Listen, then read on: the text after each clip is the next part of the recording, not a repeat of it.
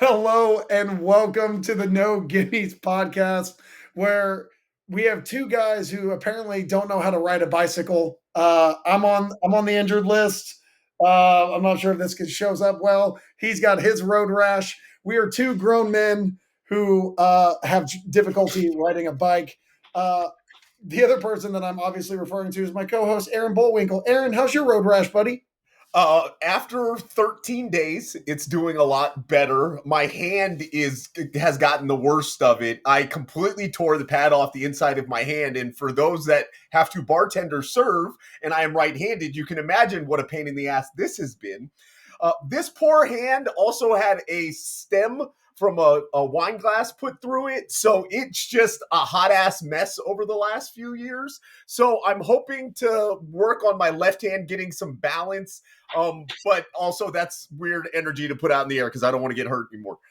Yeah. I decided to try and cut through a park, and my front tire slipped, and I crashed into a fence, which led me to getting an updated tetanus shot. So I'm good for the next 10 years unless I have another injury similar to what I just did. Look, I'm just going to be honest with you. Considering the way things are going with HHS, I'm happy tetanus shots are still available. I got in there just in the nick of time. Yeah. Um, we are the No Gimmies podcast. We are continuing our series of covering all the divisions in basketball one by one. Today, we will be talking about the Atlantic Division, some really strong teams in there, some contenders, and then some interesting teams that are kind of in flux. But before we get to that, we always like to start off with the tip off. And just like we did last week, we are going to be talking about the WNBA. And well, truthfully, Aaron, I just have one name I want to throw at you. Her name is Dominique Malonga. That is the future of the NBA as far as or WNBA, excuse me, as far as I'm concerned.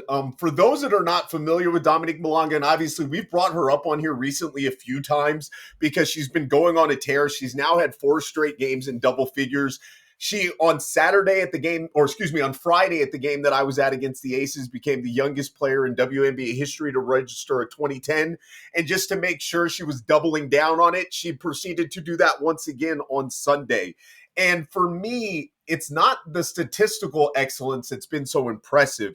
It's how quickly she is picking up how to play the game of basketball at this level. It's very obvious that she is figuring out how to get to her spots, how to insinuate herself into space, when to post hard, when to slip.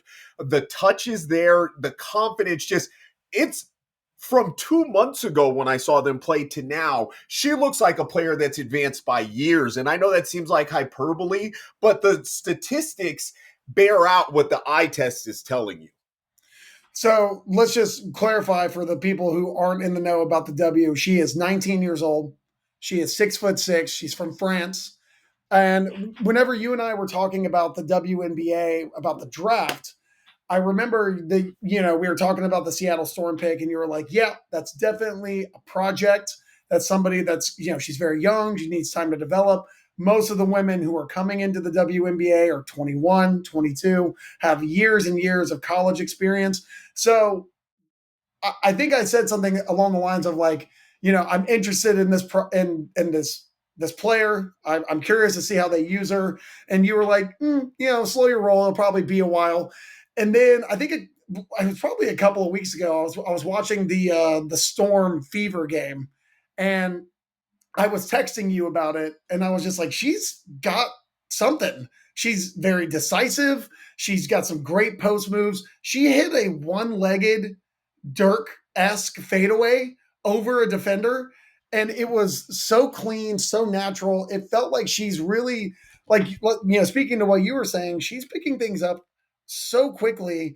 And with her size and her body type and the time that she still has to develop, I think she's going to be incredible. And she's already getting that way. She's already moving that direction toward being one of the top centers in the league. So I don't know if anybody saw her being this good this fast. Her improvement is literally like watching a live born horse go from stumbling around to sprinting in the span of minutes. Like it's crazy because just in terms of even that actual fluidity, she looked kind of lanky and lost and was struggling, and now she is assertive. Like it's wild to see how quickly she's picking it up. And to your point, this is so early in her development. She is so Yes. insanely young, and still, like, the defensive end stuff, you still can't tell. She hasn't learned how to weaponize her size and positional awareness quite yet there. But the stuff she's doing now, like, she reminds me of Jonquel Jones with less perimeter skill. And I mean that just in terms of the really expansive skill tree, all the different things you can already see her do. She's a good passer. You can see Mhm. how good she's going to be out of the short roll. Just, man, it's insane how quick, when you and I talked about her before, that obviously I wasn't trying to pour cold water on her. It just seemed like she was so far away from No, what we thought she was going to be. that's not what I thought you were doing at all. I think you were trying to temper my expectations about what I could expect to see from her as a 19-year-old rookie walking into the W. And You it know, turns out I was wrong.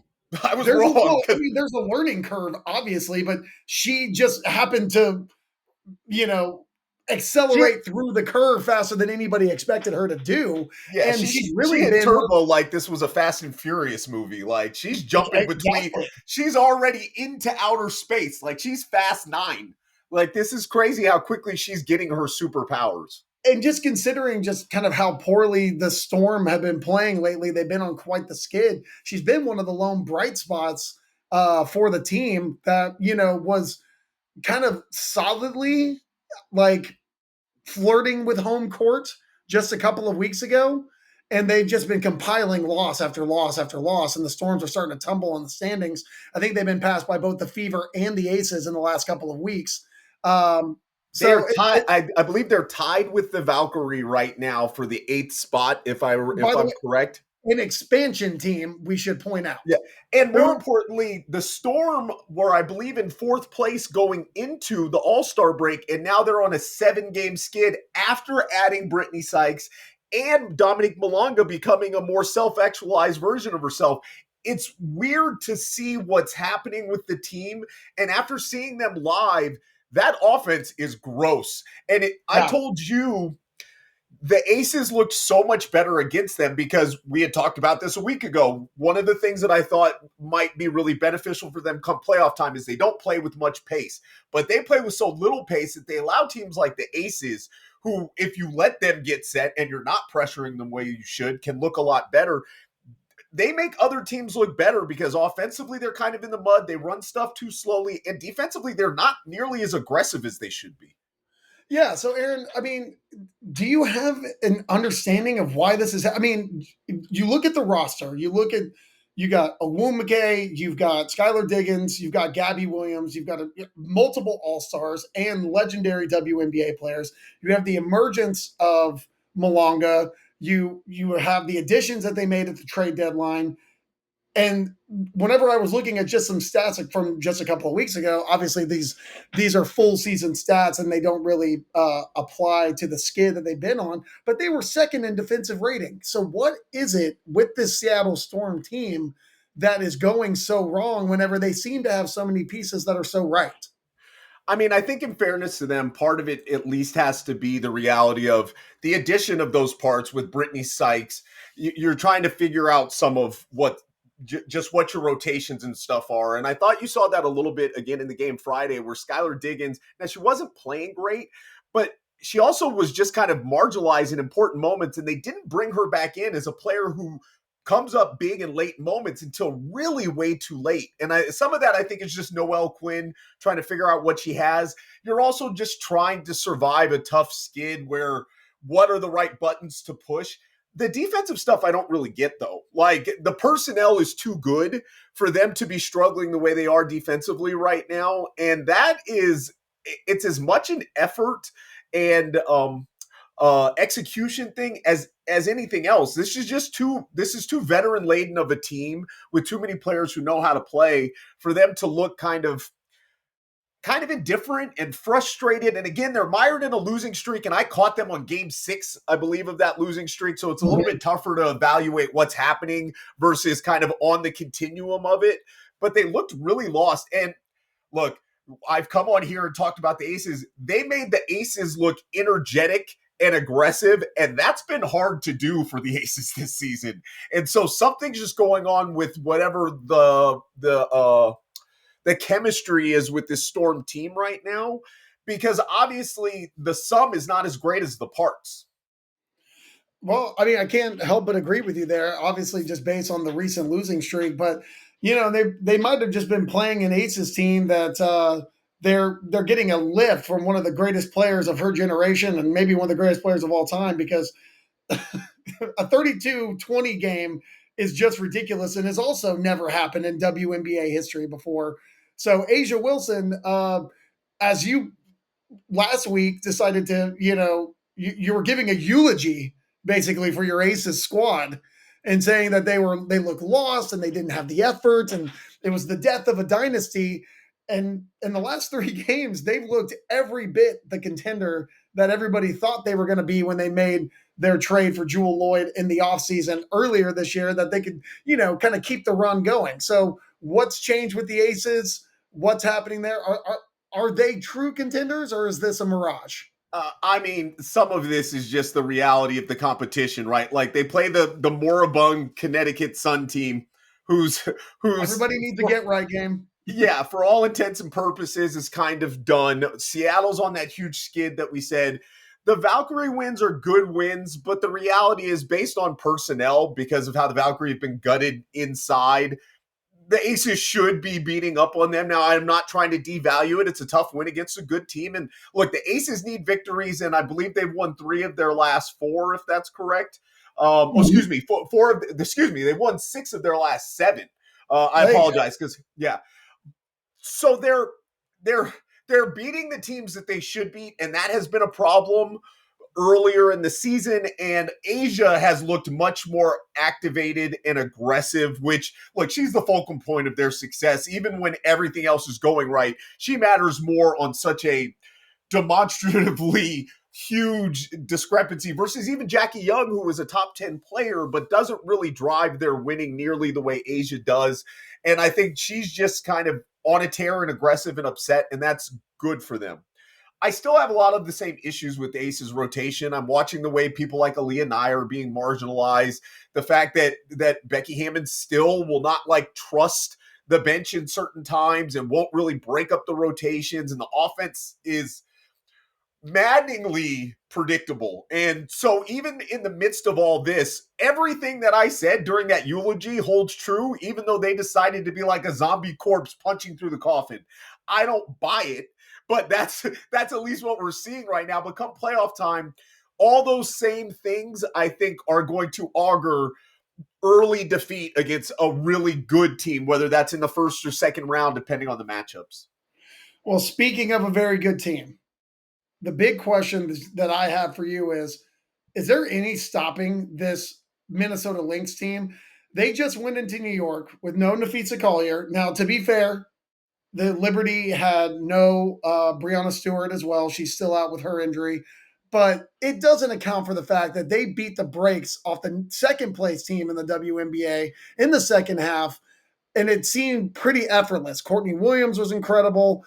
They were able to really stymie and shut down the New York offense. Sabrina Ionescu was just, she couldn't buy a bucket, even though she was trying to force some things, get her team back into the game. Jonquel Jones, as we've discussed previously on this podcast, she looks a step slow. Misa Min, they're still trying to incorporate. But Minnesota Lynx, they've lost 5 games all year, man. And by some weird scheduling quirk, they still had to play the Liberty 2 more times in a row. They played them 3 times in a row. They've already played it the first time, and they're about to play them 2 more times, which is so bizarre. But is there anyone who can slow down this Minnesota machine? Let me start with whoever did the WNBA schedule was drunk, because they were seeing double vision, because all these back-to-backs against the same teams or 3 out of 4 against the same teams makes no sense with the scheduling to me at all. Yeah, and this isn't baseball. No, I hope we're not playing a series. This needs to be a learning opportunity, because you also waste the intensity of some of the matchups if you're cramming them all together the way they are. So separate of that diatribe, the Lynx right now feel inevitable. Like, it's just the reality of them. This is a team that is hitting on all cylinders and are playing a systemized version of basketball where you just input another part and all of a sudden they activate to a higher level. And that's what's crazy about them is it doesn't matter what player steps into a filling role, they're going to be a productive player and then sometimes step up and really have big games for them. And that's part of why, they're the exact opposite of the Storm. Even though they have two all-stars in Collier and Williams, they can afford to lose Collier, absorb that, because the sum of their parts is so much greater than the individual. Like, their system, and obviously, look, Cheryl Reed may be the best WNBA coach ever. Let's just be real about it. Like, this woman doesn't get enough credit for how phenomenal she is and the different iterations of Lynx teams that she's brought to championship level. The fact that every single time they lose in the finals, they end up winning the finals the next year, which, spoiler alert, looks like might happen again this season. They play this beautiful brand of basketball. And I know this is like the waxing poetic, like stodgy basketball romantic in me, but it's really true. It's just everything they do is so interconnected. And like, as a coach, watching those things that you try to teach in terms of being on a string, accountability in the moment, making the extra play, knowing when to be there, but also if you're not there, my bad, owning it, all the rest of it. Like, they have that at the highest level across the board. And that is, it starts with their coach, but it's also every player buying in. And you don't see anybody trying to overextend themselves, play with outside of themselves. They all just play this kind of symphonic, beautiful kind of orchestrated brand of basketball. It's like the Spurs. It's like the Warriors. We go WNBA. It's like the Comets. Like, this is a brand of basketball that you don't see with this type of continuity, that when teams do this, it's just, everybody else is going to be fighting to just try to play at that level, whereas they're always there. Yeah, it's pretty incredible that they can lose somebody who's a defensive player of the year, who's the presumptive MVP, and they lose her for 2 weeks and they don't miss a beat whatsoever. The addition of Carrington at the trade deadline has been incredible for them. She is shooting the ball lights out in ways that she never shot it in Dallas. She looks rejuvenated. She looks happy. She looks like she's thrilled to go to work every day, which she did not look like when she was with Dallas. I think she even had a quote after her first game. She said it was the first time that she's been happy on a basketball court this entire season. So her rejuvenation with her talent added to what was already the best team in the league has just, even more so, it's just boosted what is looking like an inevitable champion. Is there anybody that you think could slow them down?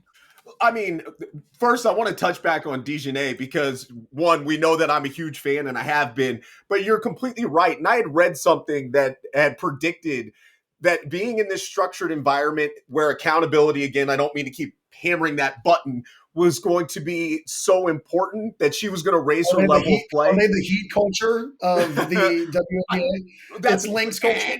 We don't remember. We're not using that term anymore. We completely avoided it the entire time we talked about that team. We can't bring it back in now. I appreciate Lynx culture, man. Lynx culture. Yeah, I'm just saying. Well, let's call it the Lynx culture. I'm good with that. But it is very true. Like, players all the way down on that team, you can just see the way that they respond within their system. Now, going back to your question in terms of, is there somebody that can challenge them? Look, they lost to the Liberty last year, and the Liberty, from a talent standpoint, with Breanna Stewart healthy, and if she's going right, and if Jonquel Jones is working herself back into being physically right, because obviously she's only like 80% of herself right now from a physical standpoint. If those injuries don't continue all the way through, which is a huge if for two big players that have some mileage on them, then yeah, the Liberty can get there.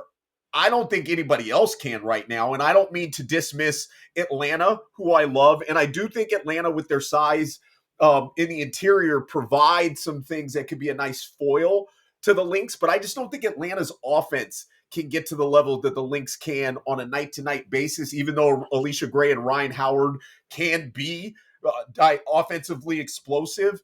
Phoenix, their lack of interior size and the fact that they didn't make a move at the trade deadline to attend to that, I found that to be pretty interesting that they didn't make a move, because they seemed like they were one of those teams. I mean, not to put too fine a point on it, but to say that they were a move away, a piece away, and they stood pat.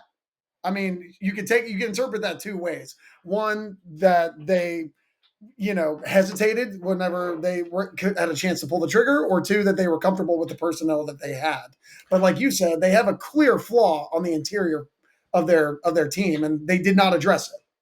Yeah, and it's a weird thing to say when you have Satu Sabali, who is one of the best bigs in the league, and Elisa Thomas, who's the same, but they're really more kind of perimeter-oriented bigs. And so what they do best isn't going to benefit them against these matchups of like, look, I don't like Phoenix even when we go back to talking about Seattle, even though Ezi Magbagor is like just disappeared, which is difficult to do with a player that large.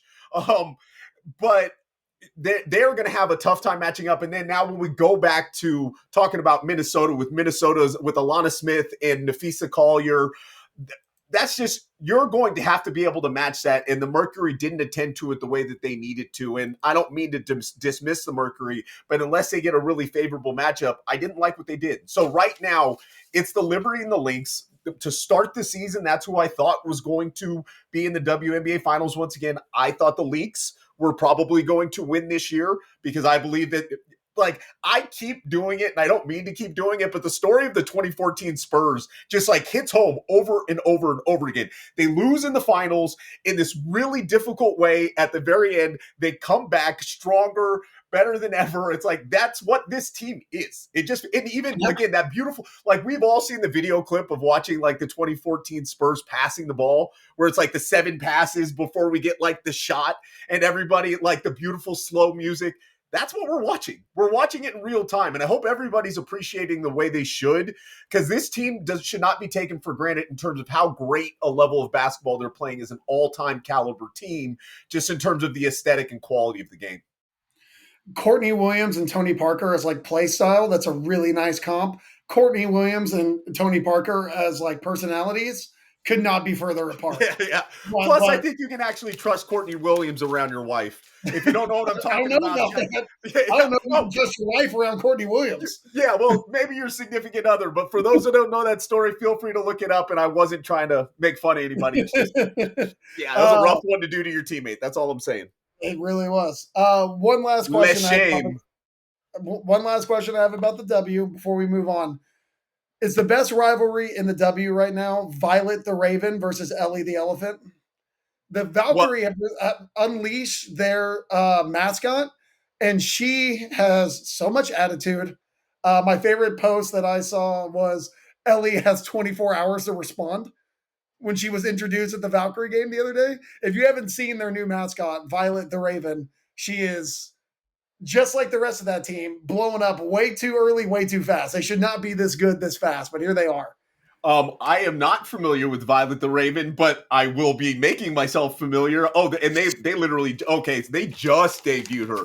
I mean, literally, she just, and then like that, like I said, whenever she debuted at halftime, she's out there dancing, getting the crowd involved, and everyone was like, well, Ellie's still the GOAT, but that's one of the things I love, just as kind of a side note, WNBA games in general, and we've talked about this before, feel so much more like a collegiate environment. They're obviously much more family oriented. There's a lot more full families there, a lot more kids. So the fact that they are weaponizing the mascots the way they are is awesome.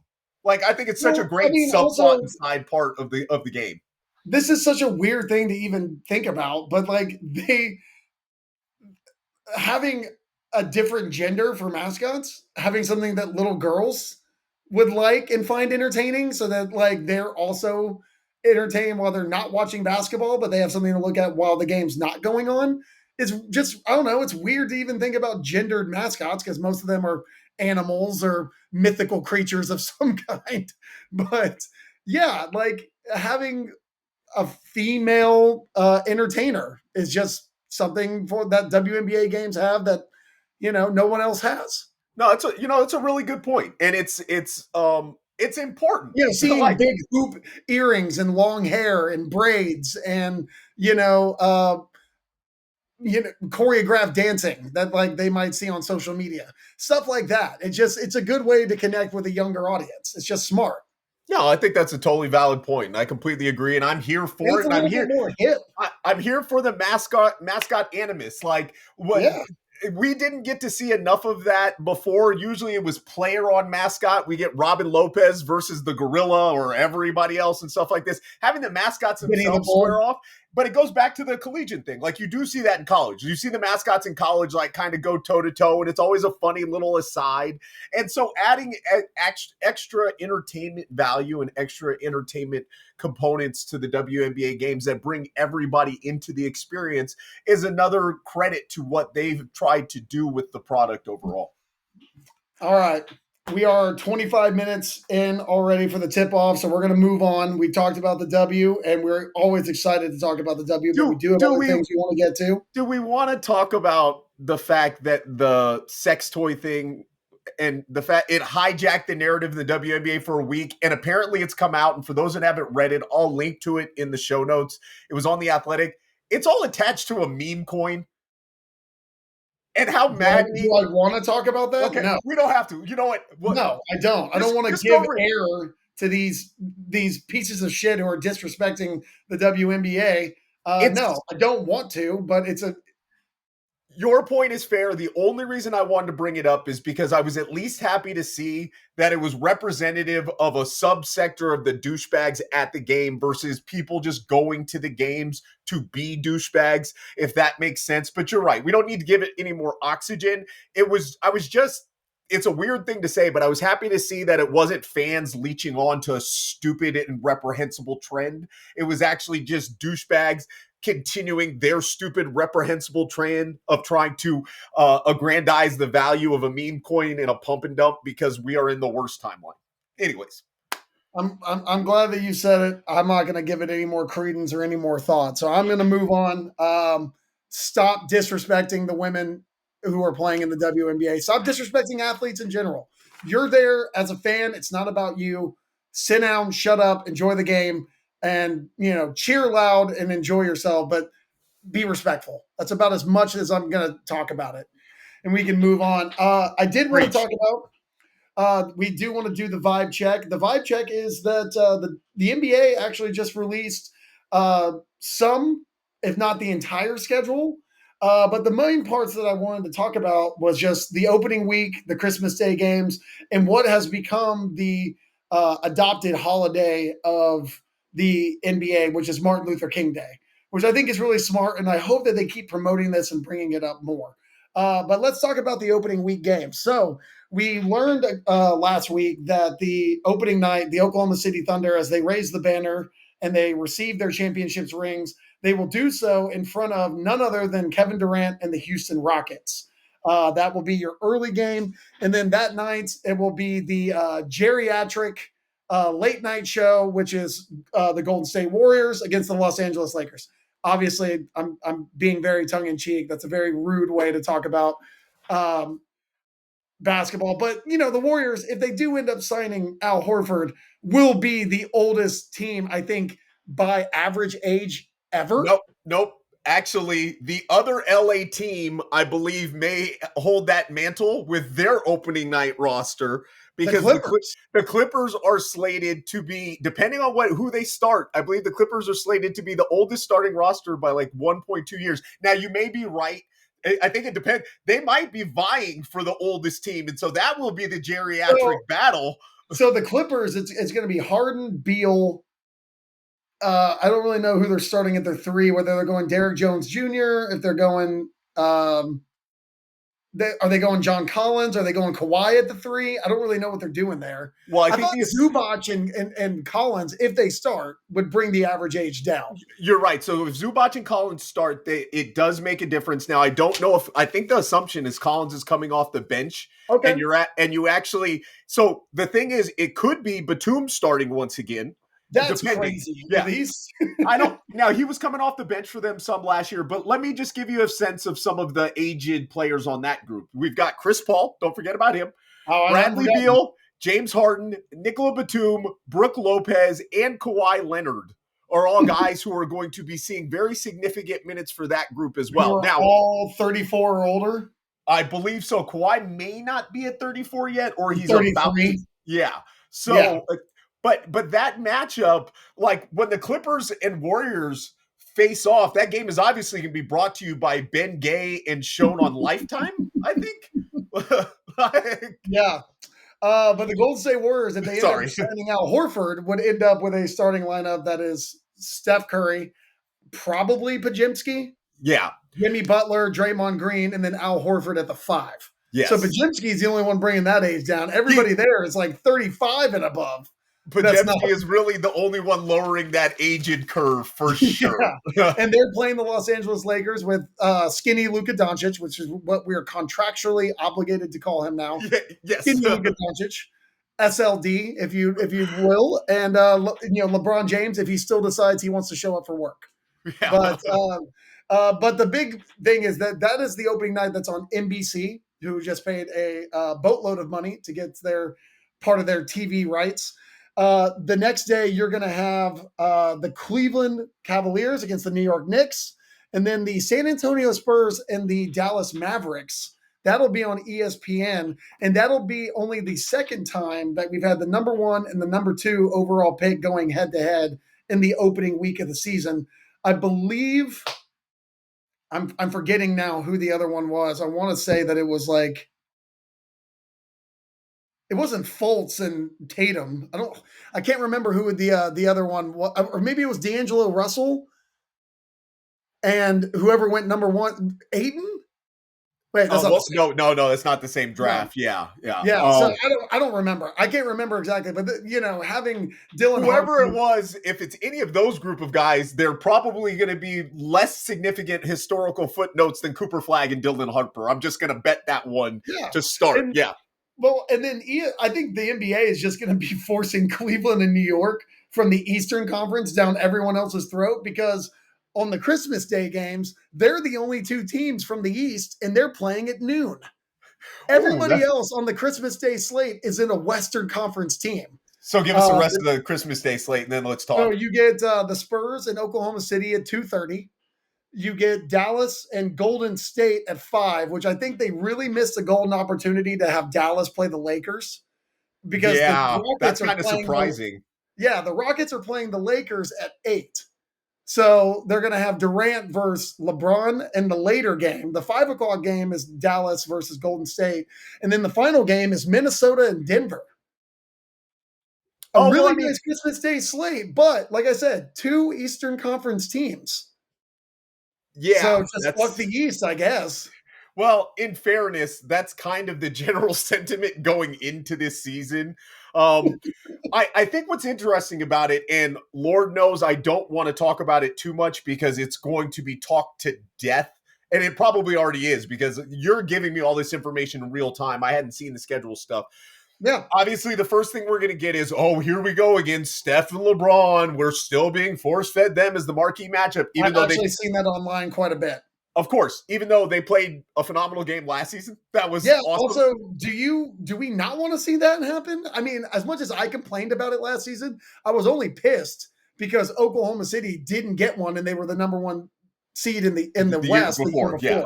I think that's pretty disrespectful. And then they were the eventual champions, but they didn't play on any of the big holiday time slots. Which was disrespectful. It is. That is the correct take on that one. That was not right. And now they're trying to countercorrect it because I think I actually missed this part before I skipped ahead to the Christmas Day games. But so Oklahoma City plays on Tuesday on the opening week, and then they're on ESPN again on Thursday against the Indiana Pacers for the early game, and then you get Nuggets Warriors as the nighttime game on ESPN in that opening week as well. So a lot of Golden State Warriors being forced down our throats. And that's the confusion that I'm having. I mean, I understand the Steph portion of this, but why they're ranked so highly?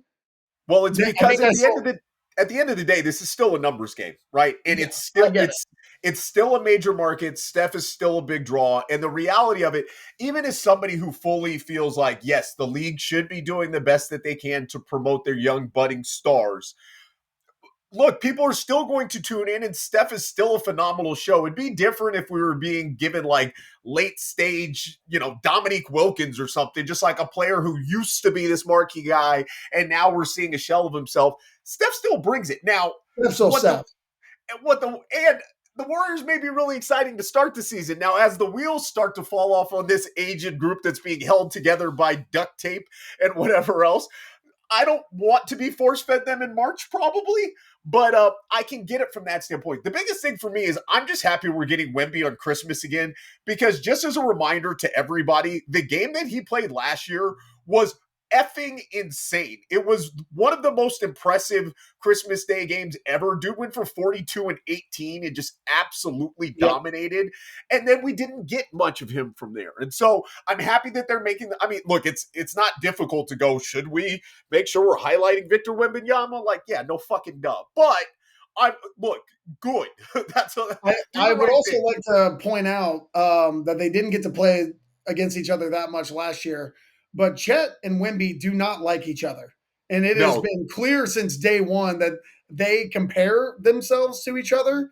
And obviously, Victor Wembanyama is the more hype prospect. He's the more talked about prospect. He's maybe the more talented prospect. I mean, I think you can say that with a fair amount of certainty. Although I don't think it's maybe. If we're talking about talented, like Wemby's definitely more talented. But you know that it pissed Wemby off that Chet's got the ring.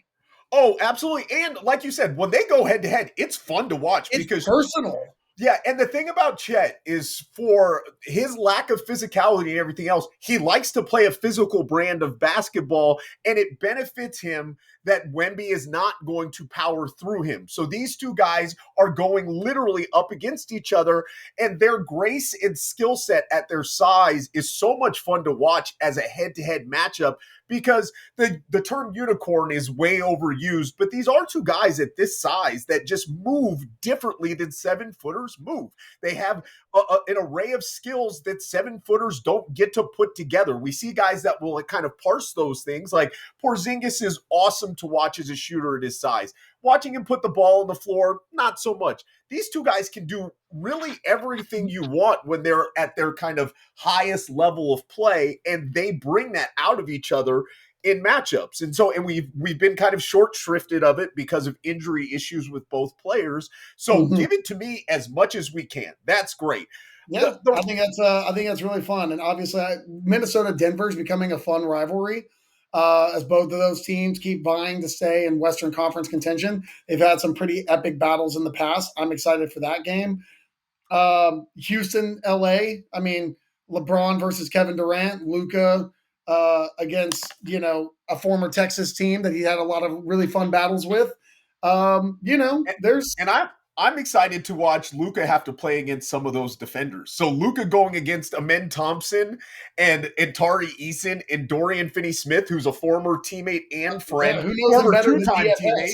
Yeah, like that. No, there's fun intrigue in those matchups physically and emotionally. Yeah.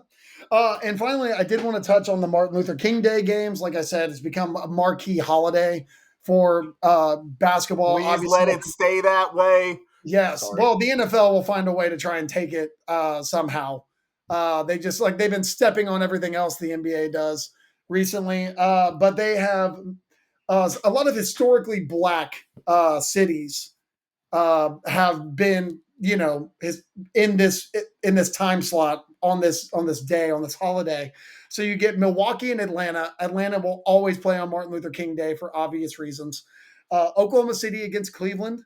Dallas against New York, and then Boston against Detroit. A really great slate of games for the Martin Luther King Day holiday. Any thoughts on those before we move on? So much like what we were talking about now, not with the same level of disrespect, but I think the NBA needs to be doing a better job of highlighting Detroit going into the season. That's a team that's got a lot of young, fun parts, and I'm happy they're getting this game, but they should probably be getting more than one of those games, and particularly as we're talking about the Eastern Conference getting short shrift. They're going to be one of the 4 most exciting teams out of the East to watch play basketball. Yeah, I was going to say the other team is Orlando, but yes. Again, it's 2 teams that are on the rise. The NBA hasn't had a reason to, or I don't know, hasn't had the motivation maybe to push these teams until Yeah, you show them something like, that Detroit Orlando's New got to York make it out of the first series, round. that Detroit New York series was It was fun. captivating. It So was, but that it was also a series that, it ended with them being eliminated. And, the same way that Oklahoma City and Dallas was a fun series the year before, Oklahoma City gets eliminated the next year. There's no respect given for a second round exit. You got yeah, to but earn so it again. I think to your point, or just kind of to put a bow on the general point, is the NBA needs to stop feeling like they're a little bit too far behind in trying to promote some of these teams. I don't need them to always be marquee, but Detroit should probably have two of these games. To be honest, I just feel like I think Detroit's exciting enough and good enough, and also I do think it's a little.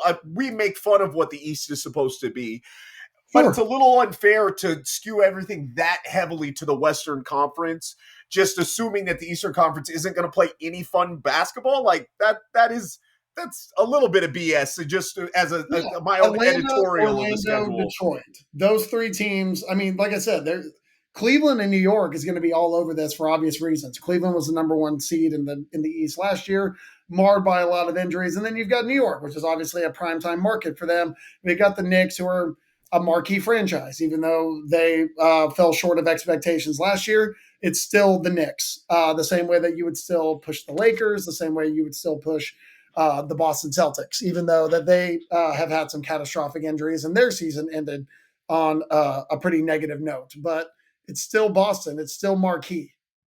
Yeah, and I actually think Boston's going to be better than what people are expecting, but we'll get into that now. Well, I mean, what a great transition because we are talking about the Atlantic Division in the Eastern Conference. Which that would be the New York Knicks, the Boston Celtics, the Brooklyn Nets, the Philadelphia 76ers, and the Toronto Raptors. Aaron, we start this like we always do with the worst team working our way up to the best.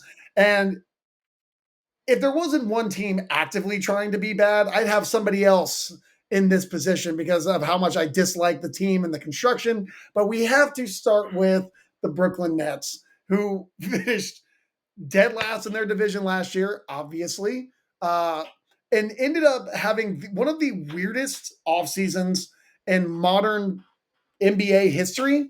They drafted five guys on draft night. They've Five first rounders, which is an five NBA first record. round draft picks. First Yes, I should. rounders. Yeah. Yes, five Yeah. first round draft picks. Yes, Everybody assumed that they were going to move some of that either for future draft equity or maybe like a player that has some intrigue that's already in the league for another team. And instead, Sean Marks, who continues to be maybe the most confusing head of an organization in the league over the last 10 years. Like, I don't know if Sean Marks is good at his job, if he's bad at his job, if he's still figuring out how he wants to approach his job, because there's been so many looks for how he's had to attack this. And in fairness to him, a lot of that has had to do with the constant upheaval in terms of ownership and player direction, all the rest of it. But like, this is like the fifth different version of a Sean Marks team since he's been in Brooklyn. They seemingly can't seem like to pick a direction. Like they play more competitive basketball than they should, and then they're like, "Well, we can't have that. We got to shut this down." And you think that they're going to make a decision, on draft night to make a consolidation trade with all the draft picks they had, but No, no, no, it no, takes no, no, five no. rookies. Yeah, yeah. And then they refuse to pay Cam Thomas. They do pay Nick Claxton, but for reasons unknown to me, they In gave him a fairness to them, Nick Claxton at the I'm going to kind of say in fairness to them, because even as I start to talk it out, it sounds stupid. They believed that Nick Claxton had more trade value than I think the rest of the league believed. I will also say, had they not paid Nick Claxton $25 million a year, he probably would have had more trade value. But one, he's Nick Claxton, and I think he's always been overrated. But two, yeah. that I was too don't much really money know for what him. it is he does well. But He's people keep telling me that he's good. But he's a I don't know what springy it is he does athlete. well. He's a springy athlete that can catch some lob Sure. stuff. But basically what he is he's Daniel Gafford with Yeah, less I was gonna say, energy. do you know who just described. You just described John Collins on the Hawks a couple of years ago. Now, John Collins can at least shoot the ball a little bit and score with some like actual Yeah, scoring but like, punch. okay, fine. You're talking about Miles Bridges on Charlotte. Like, are we really trying to give that kind of money to those guys? Because I think Again, you're giving that's still not even fair. Miles Bridges is way more talented than Nick Claxton. I need you to temper it. I'm talking about like Goga Batadze. okay, Like, okay. but you know what I'm saying? But like I think we've gone too far on the other side of the pendulum here. But what That's I'm a little saying bit is disrespectful to Nick Claxton that he's go-go, but he's a backup center. no. Well, Goga Batadze is like a fringe starter, and I don't really mean Goga Batadze. Daniel Gafford to me is probably Daniel the Gafford's closest. that's probably a good comp. Like a rim running big who can provide a little bit of rim protection and some energy, Sure. but that's not worth $25 million a year. Now, to your point, part of why they're having this standoff with Cam Thomas is I think they got burned in that Nick Claxton deal and already know the fact that nobody else is trying to come get Cam Thomas is completely reflective of what his value out is on the is out on the market. Pardon me. And so they're sitting there going, look, nobody else wants to pay you what you think you're worth just because you put up big numbers because of the liabilities in your game. We're willing to offer you. I think what I saw most recently was something like 14 to 16 million a year with a 2+1 or something. He thinks that he's worth 20 to 25 million a year. Now the problem is the report that I saw was that he thinks he's worth the same money that Tyler Hero and Jalen Green and Emmanuel Quickly got, which is $30 to $35 million a year. And 2 out of those 3 contracts already look bad in terms of by the numbers. Well, I think we're also getting into a new age of like wealth disparity in the NBA where like you're not seeing these guys get $30 million contracts off the rip after their rookie deal. After their rookie scale contracts. Yeah. They're not getting those anymore because teams have to be more financially flexible. They have to be a lot smarter with how they navigate the cap with the current restrictions. They've already seen some of these, like you said, these contracts have already blown up like in their faces. The Jalen Green one, the Emmanuel Quickly one, Tyler Hero. I still think they're really overpaying, but he's a lot more skilled than those other guys that we just mentioned. That dude just made an all-star team, even though it was in the East. He's better than those guys. Yeah, he's in a different class than those other 2 players. I would say so too. He's a better creator. He's a better scorer than both of them. But yeah, I mean, there's a reason that Josh Giddey's not getting paid. Kuminga's not getting paid. Quentin Grimes is not getting paid. Cam Thomas is not getting paid. So there's either the guys that are getting the 40 million plus contracts or the guys that are getting the smaller, with less years contracts. I think, that middling contract, the 20 to $30 million range ones for 4 years, I don't think those are happening anymore. And then Cam Thomas expects to get one. That's the problem. Josh Giddey has the same issue. I think the Bulls offered him 4 years, 80 million. Yeah. I mean, the Bulls fair. Yeah, it is. The Bulls also painted themselves in a really difficult corner because of what they gave Patrick Williams and how badly that set a precedent. So I understand Josh Giddey's side. I want to go to your point, though, because it's funny because I didn't articulate it properly, but I brought this exact point up to Howard Beck in that interview, and it kind of got swatted away. And what I was trying to say is that there is this middle ground to me that I think is shrinking on some of those contracts. And he disagreed, and that's fair because he is more knowledgeable than me. And he said that Bobby Marks had come up with an article that was also kind of dissuading that. But I think in the restricted free agents, you are seeing that. Now, he made the point that this happens all the time with the restricted free agents, and that may be true. But I don't remember it going this late with this many players who are this late is important. That are starting level players too. Yes. Like these are not guys, like all of these guys would start on almost every team in the NBA. Like in fairness to them, you could quibble about Kuminga.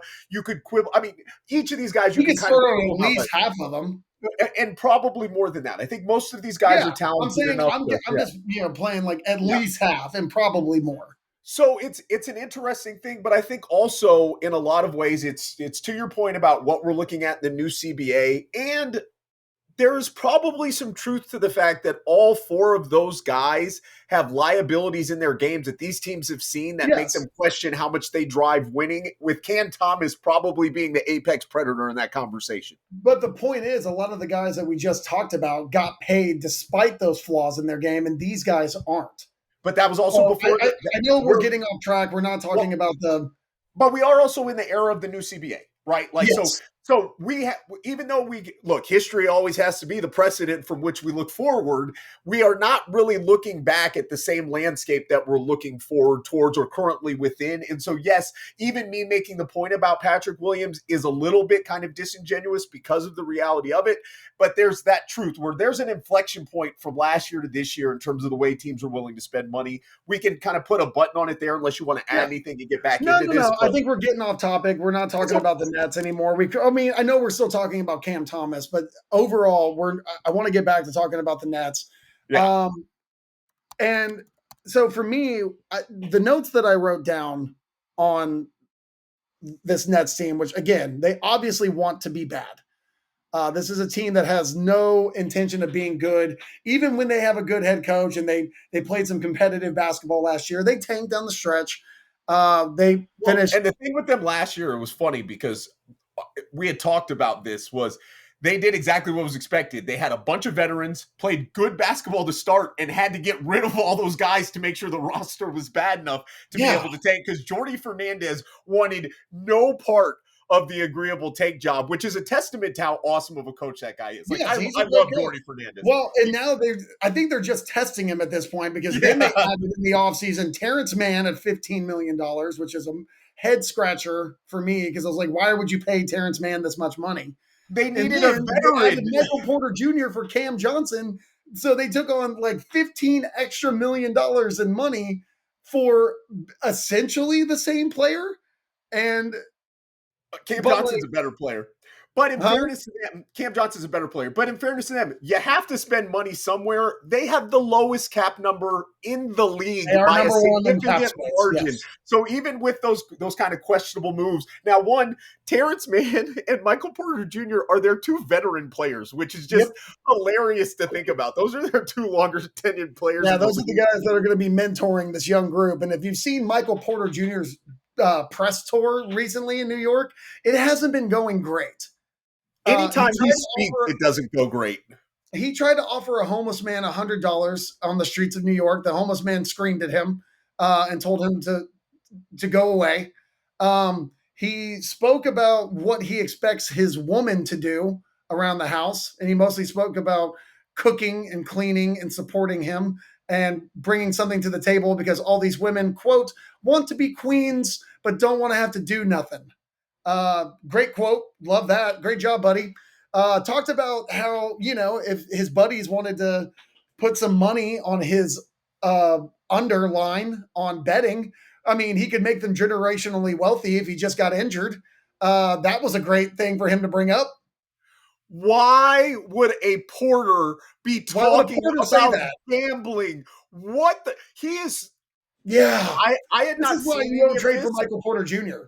This is why you don't put a microphone in. Like, if you're Michael Porter Jr.'s handlers, and I don't know if he has any because it doesn't feel like it, you need to just sequester him into a corner. He does not need to speak. Like, the reprehensible stuff that he says, particularly when it comes to females, and I know that he comes from a really weird family dynamic and kind of I don't know what the religious background is, but I know it's like one of those like kind of questionable things. Just French. Yeah, just like, don't talk. Just please. I would say let your game speak for itself, but it is not as frustrating as his actual words, but quite confusing. I know that when he speaks, he sounds terrible, but letting his game speak for itself doesn't sound like it's going to do him much else, many other favors. So this is what I wrote down regarding the Nets. I said this team is very obviously going to stink. So the real questions are, how will these rookies be used? All 5 that they drafted in the first round. Will they deal Claxton or Thomas at the trade deadline? How will they help facilitate other teams' trades at the deadline? And then what does it look like with MPJ as your primary scoring option? Those were the questions that I came up with about this Nets team. You can take it wherever you want to take it. I know that they are going to be involved at the trade deadline. I know that for a fact because they're one of the few teams who have cap space and they can absorb bad contracts and take on assets to do so. Yeah, them being a facilitator is going to be a big thing. That's going to make a lot of sense for them. I expect them to be involved going to be calling them who wants to make a trade. moving Claxton, he's got 3 years, 75 million left on a contract, and we Isn't it just a descending contract? I thought it went down. it is, but I think it descends to like 22 or 21, Okay, whatever so it is. yeah, I mean, It's it's a not little market. sexier to some teams who can need the money to make things work. But I don't know who's in need of his skill set. I don't really Yeah, know. it's like we said. I mean, how far above replacement player is Nick Claxton, and at that money with team, because who's going to trade for him that needs his services, that's going to have the cap space available, or that's going to be willing to give up? Like there's not going to be a lot of desire for him out there. Like if you're, let's say, the Pacers who are going to need a big man. Now obviously they've kind of already done some things. They signed Isaiah Jackson to a fully guaranteed deal, but like, is Nick Claxton more attractive than Isaiah Jackson? Like, if you're the Hmm. Mavericks, is Nick Claxton more attractive? I mean, not the Mavericks, because they've got two bigs already there. But if you just start to look, especially with what we talked about with all these teams that have kind of gone double big, the Hornets I was going maybe. to say the Hornets. That's the only team I Yeah. can think of that really needs a center. But what Yeah. are they trying to do with that? But we also talked about how much the Hornets seem to be trying to get away from knuckleheads. And I don't know if Yeah, you've watched the Nick Claxton experience, but it is not imbued with a lot of mature playmaking. no, I don't think so. So yeah, his market's pretty dry. It's pretty barren out there. Obviously, they haven't even signed Cam Thomas, so the idea of trading him doesn't even sound like something that they can possibly do. Um, so yeah, let's talk about the rookies because you know more about the rookie class than I do. So, is there anybody that you're especially excited about? And what do you expect from them? We talked about it some when we did the little bit of summer league breakdown. Jaeger Denman, if the Yeah, shooting is real, and more importantly, it doesn't need to be real this season, it just needs to look like it's on that correct trajectory, then there's a lot there. And it's understandable why they took him where they took him. Everybody felt like that was a little bit of a reach. But look, when you have 5 first round picks, what's a reach and what's not? Because at that point, you're kind of only working against your own evaluative scale. I don't expect Nolan Traore to really even be with the big team the full season. I think he's so raw that he's going to be playing some G League minutes. Unless they're look, they may be going full tank and okay with just letting guys be terrible. But again, I don't expect Jordy Fernandez to buy in on that. So I wouldn't expect Traore to be much of a functional component of what they're doing. With Saraf, there's stuff to like, and his game is mature enough that he's going to get some minutes, but I don't think there's going to be a lot of development there or a lot of impact there with him. And look, they're all rookies and they're all kind of raw rookies.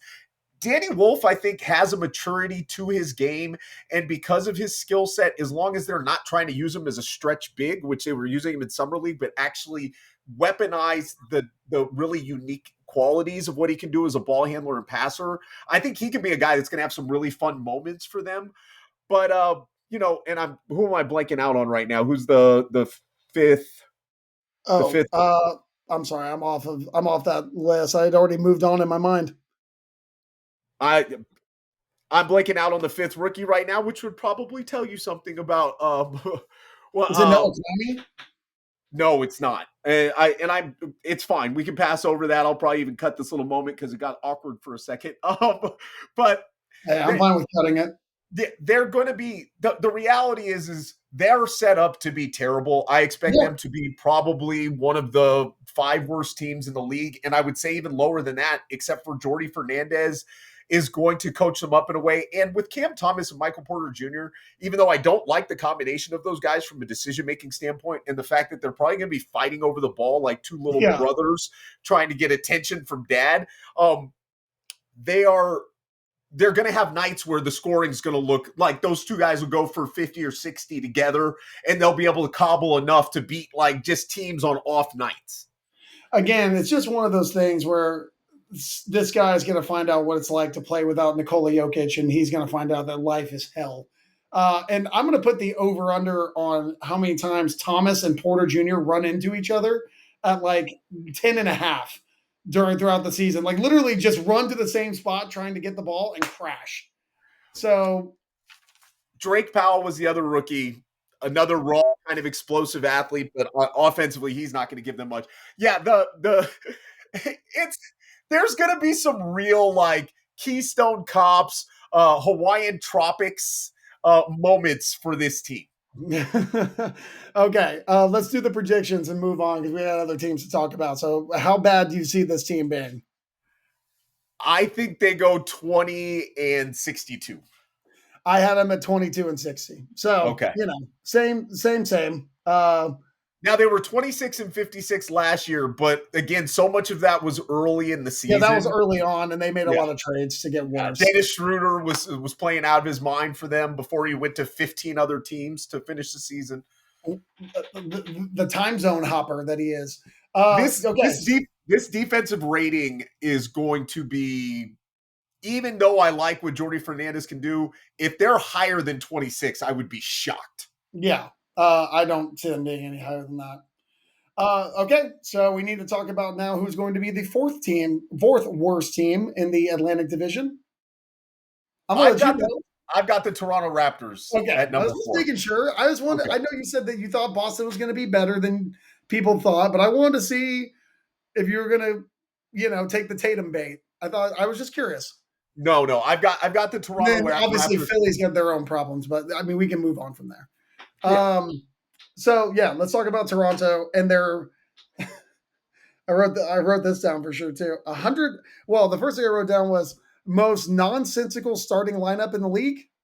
Yeah, well, let's start with the fact. So they were 30-52 last season, but Mhm. you and I talked about them several times because Darko Rajakovic had a culture going there in terms of the level of intensity and the quality of play that they had despite the players that were on the floor was a testament to him. And Yeah. it's going to be interesting to see what he can do because the one thing that will be there is this group does have the bones to be a very good defensive team. Now, I'll let you talk about the starting lineup and then we can talk about what that looks like. But it's going to be interesting from that standpoint with them. But let's talk about how jacked up this offense is going to look. Well, first of all, nobody makes sense offensively. They have a lot of size defensively, but they have a lot of overlapping size. It's a lot of it's repetitive in the ways that these guys are all very similar defensive. They have like defensive profiles, I guess you would say. I mean, are you getting a better season out of RJ Barrett than you got last year? I think that was probably the best version of him. He was 52% on twos. He was like 37% on threes.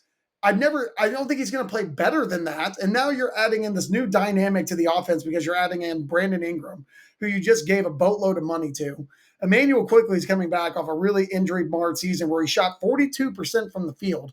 Scotty Barnes, I'm still not entirely sure what he is. And then they overpaid for Jakob Poeltl. He's a good player, not a great player, but their starting lineup is $145 million, and that's before the Jakob Poeltl contract extension kicks in. So for me, you and I were texting earlier. I was looking up I was trying to find some lineup data. I just wanted to see how this team played together. So, in 140 minutes, the 4-man lineup of Barnes, Quickly, Barrett, and Poeltl, they were a negative 11.2 in 140 minutes. I know that's not a large sample size. That's also just defensively, that's just really bad. And then I saw this 3-man lineup and it said in 285 minutes, so a much larger sample size. A 3-man lineup of Barrett, Quickly, and Barnes was a negative 12.7. So, if that's your 3 core guys, and then you're adding in Brandon Ingram, who has never been a defensive stalwart in any form or fashion, he's got length, he's got decent enough IQ. He should be a better defender than he is, but he falls asleep a lot. He gets burned by in one-on-one defense, and he doesn't seem to pay attention on help side defense. So who's covering the back line but Jakob Poeltl, who's not really a good rim protector? How are they going to be such a good defense? I would He's say a fine rim protector. Yeah. Poeltl's a rim protector like Zubac is a rim protector, not at the same level, but I mean, he's not going to block a ton of shots, but positionally, he's going to be in the right place. The defense actually doesn't concern me as much with this group, even though I think your points, Quickly's not a very good defender, and Ingram is just blah. Yeah. Barrett's a pretty good on-ball defender. Barnes is a guy that can compensate for a lot of stuff because of his activity. So I think when you look at kind of that whole thing, if you're putting these guys in the right place and you just let Barnes and Poeltl be the erasers for the mistakes, I think they're talented enough as a wing guy and a backside guy to do some of that. So I'm not as worried about this defense as I am just about what this offense is going to look like. Like, there is no shooting on the floor with this group. Emmanuel No. Quickly has never shot better than 44% from the field in his career. The thought of him as a shooter is completely overblown. Like, he had a good little run when I think he was runner up for sixth man of the year with the Knicks the year before he got moved. Yeah.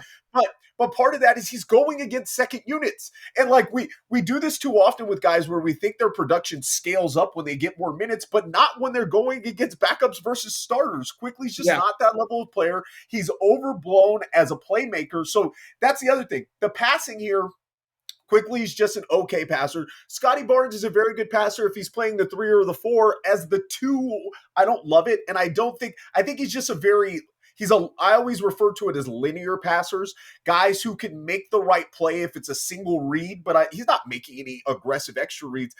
I saw an article from Raptors HQ 2 days ago that was talking about the underrated passing of Brandon Ingram. And I shit you not, one of the plays they showed was he dribbled to the elbow and then just made a pass to the corner. And I was like, wow, that vision.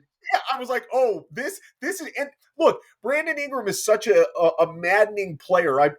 In the shared notes that we have over the last 6 seasons, this is a player that put 23, 5.5 rebounds, 5.2 assists per game on 47, 37, 85. On paper, that's what the Raptors paid for. The eye test always shows something different. He hijacks fluidity offensively, and it just doesn't feel like you're getting that production on a play-to-play, game-to-game basis. And so I don't think the ball is going to move very well. I think we're going to see so many missed shots. This team, and better yet, they had one player shoot better than 40% from the 3 last season. It was Jamison Battle, and 3 of their top 6 shooters from the 3-point line percentage-wise are no longer with the team. Yeah. I was going to say about Ingram, speaking to your point, he's just too old for us to call him empty or to call him a good stats, bad team guy because he's been in the league for like a decade. But like that's because usually that's the kind of term we reserve for like a rookie who's like gets drafted to a bad team, like Devin Booker is the most like as a more recent example. Brandon Ingram's been in the league for almost a decade now.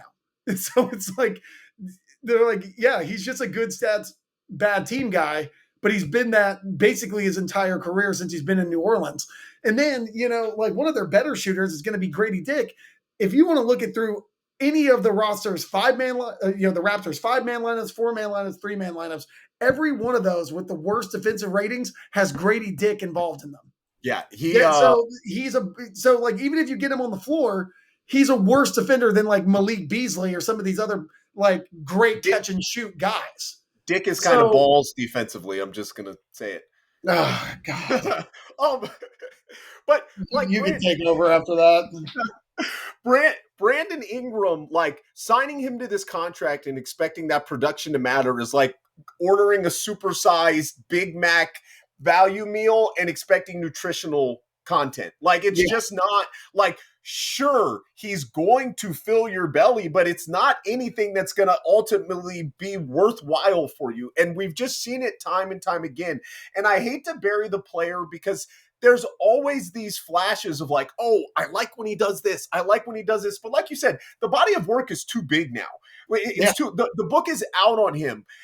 I'm over just kind of expecting him to change. And I'm not trying to bury the guy. It's just difficult to imagine how he's going to live up to being a $40 million a year player on a team that's going to need him to do more than even really what we saw in New Orleans for them to be offensively good. Now, sure, they might be hoping that Scotty Barnes' shot continues to improve and come around.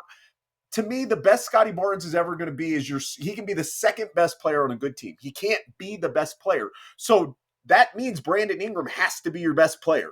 You're paying all these guys like they are. Like you're paying 4 guys like they're your second best player. Yeah. They're all making second best player money. Hey, just real quick, do you remember last season when Kelly Olynyk Masai Ujiri traded a first-round pick for Kelly Olynyk and Ochai Agbaji. Akbaji. Ochai Akbaji. In fairness, it's the first name flub of this podcast, so you're doing well. We got to the hour and 10-minute mark. Yeah. Yeah. So yeah, he traded And the that's a first tough round one. pick for them last year. Just wanted to point that out before Also traded first round pick for Brandon Ingram when nobody else when was nobody trying. else was offering They anything could close have to that. signed Brandon Sorry, Ingram. Ochai Agbaji. Yeah. Sorry. Yeah. Yeah. So what's the record you got for Toronto? So because I believe that this defense is going to be good enough in the Eastern Conference to sneak out some things, and they won 30 games last year, I have them actually at 36-46. Okay, fair enough. I have them winning 33 games. Okay. 33-49. Man, so you don't even think, like, they weren't even healthy last year and they won 30 games. I don't like this team at all. I like nothing about it. I don't understand the only saving grace they might have is that they're playing in this Eastern Conference and it's a little bit more wide open. And this is not a great division, by the way. Let's get past the top four. And then where are you putting Toronto? If they win 36 games, where does that put them? Like eighth? They'll be in that play-in territory. Yeah, they'll be somewhere between 8th and 11th if I had to guess. I haven't. Okay. So hold on. So we get past like we'll say Cleveland, New York, Detroit, Atlanta. Yes. Orlando. Orlando's in there. You're not putting them over them. Miami. No. I think Miami's better. I mean, we've already done the prediction on Miami, and I had Miami right. Yeah, Miami's better. And then you've got Philadelphia in their own conference. Yes, and Boston. And Boston, you've also got them higher than them. I mean, so you're literally at that point. I mean, even in a wide open Eastern Conference, we've got 8 teams right there in front of them. Well, I'm not saying picking them 9 through 11 is like a great thing. It's going to be a bad conference and somebody with a losing record. What we were talking about is like what you said when we were off air. They have the 8th highest salary cap in the league, or the 8th highest salary payout going out. They have $145 million going their starting lineup. By no stretch of the imagination am I promoting what is happening in Toronto beyond Darko Rajakovic. I'm just saying that in a bad Eastern Conference, they're going to be in play-in territory based on what we've seen the last few years. Like 36 to 38 wins is going to get you there. They're going to be vying with the Chicago Bulls for the play-in. That's Bulls territory. You're stepping on their territory. You got the same color scheme. I mean, Toronto's more like a Merlot than a red, but yeah, let's make that distinction. Okay, so number 3, this is where it gets a little interesting. Who is your number 3 team in the Atlantic Division? I have the 76ers at number 3. Okay, I had Boston, but okay. I believe a little bit more in this Sixers team on paper, as I do always with every team that Paul George has ever been on. I believe in them on paper. First, give us their credentials because we haven't been doing that for everything. And then I want you to make the argument before I try to poke holes in it. Well, it's less about like what the Sixers. What was their record? They were 24-58. They were dead last in their division. They were marred by injuries. They had no George, no Maxey, no McCain. They had no Embiid. They had no anybody. They were relying on 27-point drops from Quentin Grimes last season to pull out weird victories. I know, but first of all, while we're doing the team previews, we still need to be talking about what last season was, and we haven't been doing that on this one. So that's I think you're talking about me, but that's fair enough. Yes, that's fair. But let's go back to what you're saying. You're right. They didn't have George and they didn't have Embiid. Guess what? George and Embiid miss games all the time, and they're both getting older. So what is like? Why would I believe that they're going to have that? Like, sure. Do I think Paul George is going to miss half the season? Probably not. Do I think Paul George is going to play more than 58 games? Absolutely not. Do I think Joel Embiid is going to play more than 50 games? Hell no. Yeah, that's the big concern. I mean, that's literally the big concern, the big, huge monetary concern. This is the most expensive top 3 in the NBA, and 2 of those guys will probably not combine to play 50% of their games this season. Also, two of those guys have player options on the last year of their deal. Yes, and I think both guys are making like 60 million plus on those player Yeah, a options. 38-year-old Paul George gets Yeah, a player option. I wonder if he's going to opt in. yeah. I'm real concerned about that. I But think Daryl Morey's over there crossing his fingers, thinking he won't. so to that, right? Like, so part of the reason that I'm down on Philadelphia is because of not only the health issues with them. Like, look, Jared McCain was really good in the few games we saw him in. There's no reason to think he's going to be that hurt. Tyrese Maxey, I get a little bit more concerned because Nick Nurse loves to overuse this guy. Like he always is leading the league in minutes and distance covered, and then he wears out. I predicted it before it happened last year, and that's not because I'm clairvoyant. It's just a physiological fact when you gas guys like this, particularly young guys early. But the problem when you look at this roster is their depth is fine 1 through 8. But when you immediately eliminate their first and second best player, their depth gets a lot more shallow real quickly. And now you're relying on Jared McCain is a second-year player. VJ Edgecombe, who very likely is going to be a starter as a first-year player and is going to struggle. Quentin Grimes, who played out of his mind as a looter and a riot because somebody had to get numbers. And then what are we talking about? The ghost of Eric Gordon, the round rump of Kyle Lowry. Yeah, and Kelly Oubre. Kelly Oubre has become a very good role player, but that's not like an exciting group to have to sludge out there every night when you don't know if your two best players are ever going to show up. I mean, you're really being disrespectful to the rebound god, Andre Drummond, but that's fine. I mean, okay, I understand everything that you're saying. I understand all of these things. But whenever I look over at Boston, which I know that I guess we're going to talk about them now because. Well, we'll talk about the Knicks, but yes, you can do the comparison. No, I'm just doing the comparison real quick. It's what they punted on this season. They're still looking to move Anthony Simons. They're relying on Luka Garza. They've got Jaylen Brown, who's never been a number one option like on this team without Jason Tatum. He has no idea what it's going to be like without Jason Tatum being on the floor with him. He's always had him by his side. So now he's going to be the number one option. And we've seen that like he's great as a number two. But give me the sell on Philadelphia. We can get to Boston because I have points for all. But that's my argument is that Boston is playing like a team that's ducking the tax. They'll get rid of Anthony Simons too. I want why you think Philadelphia is going because to be they good. have to be good. They don't own their future. Because of all the money they have committed, they're stuck with this team no matter what. They don't have a choice.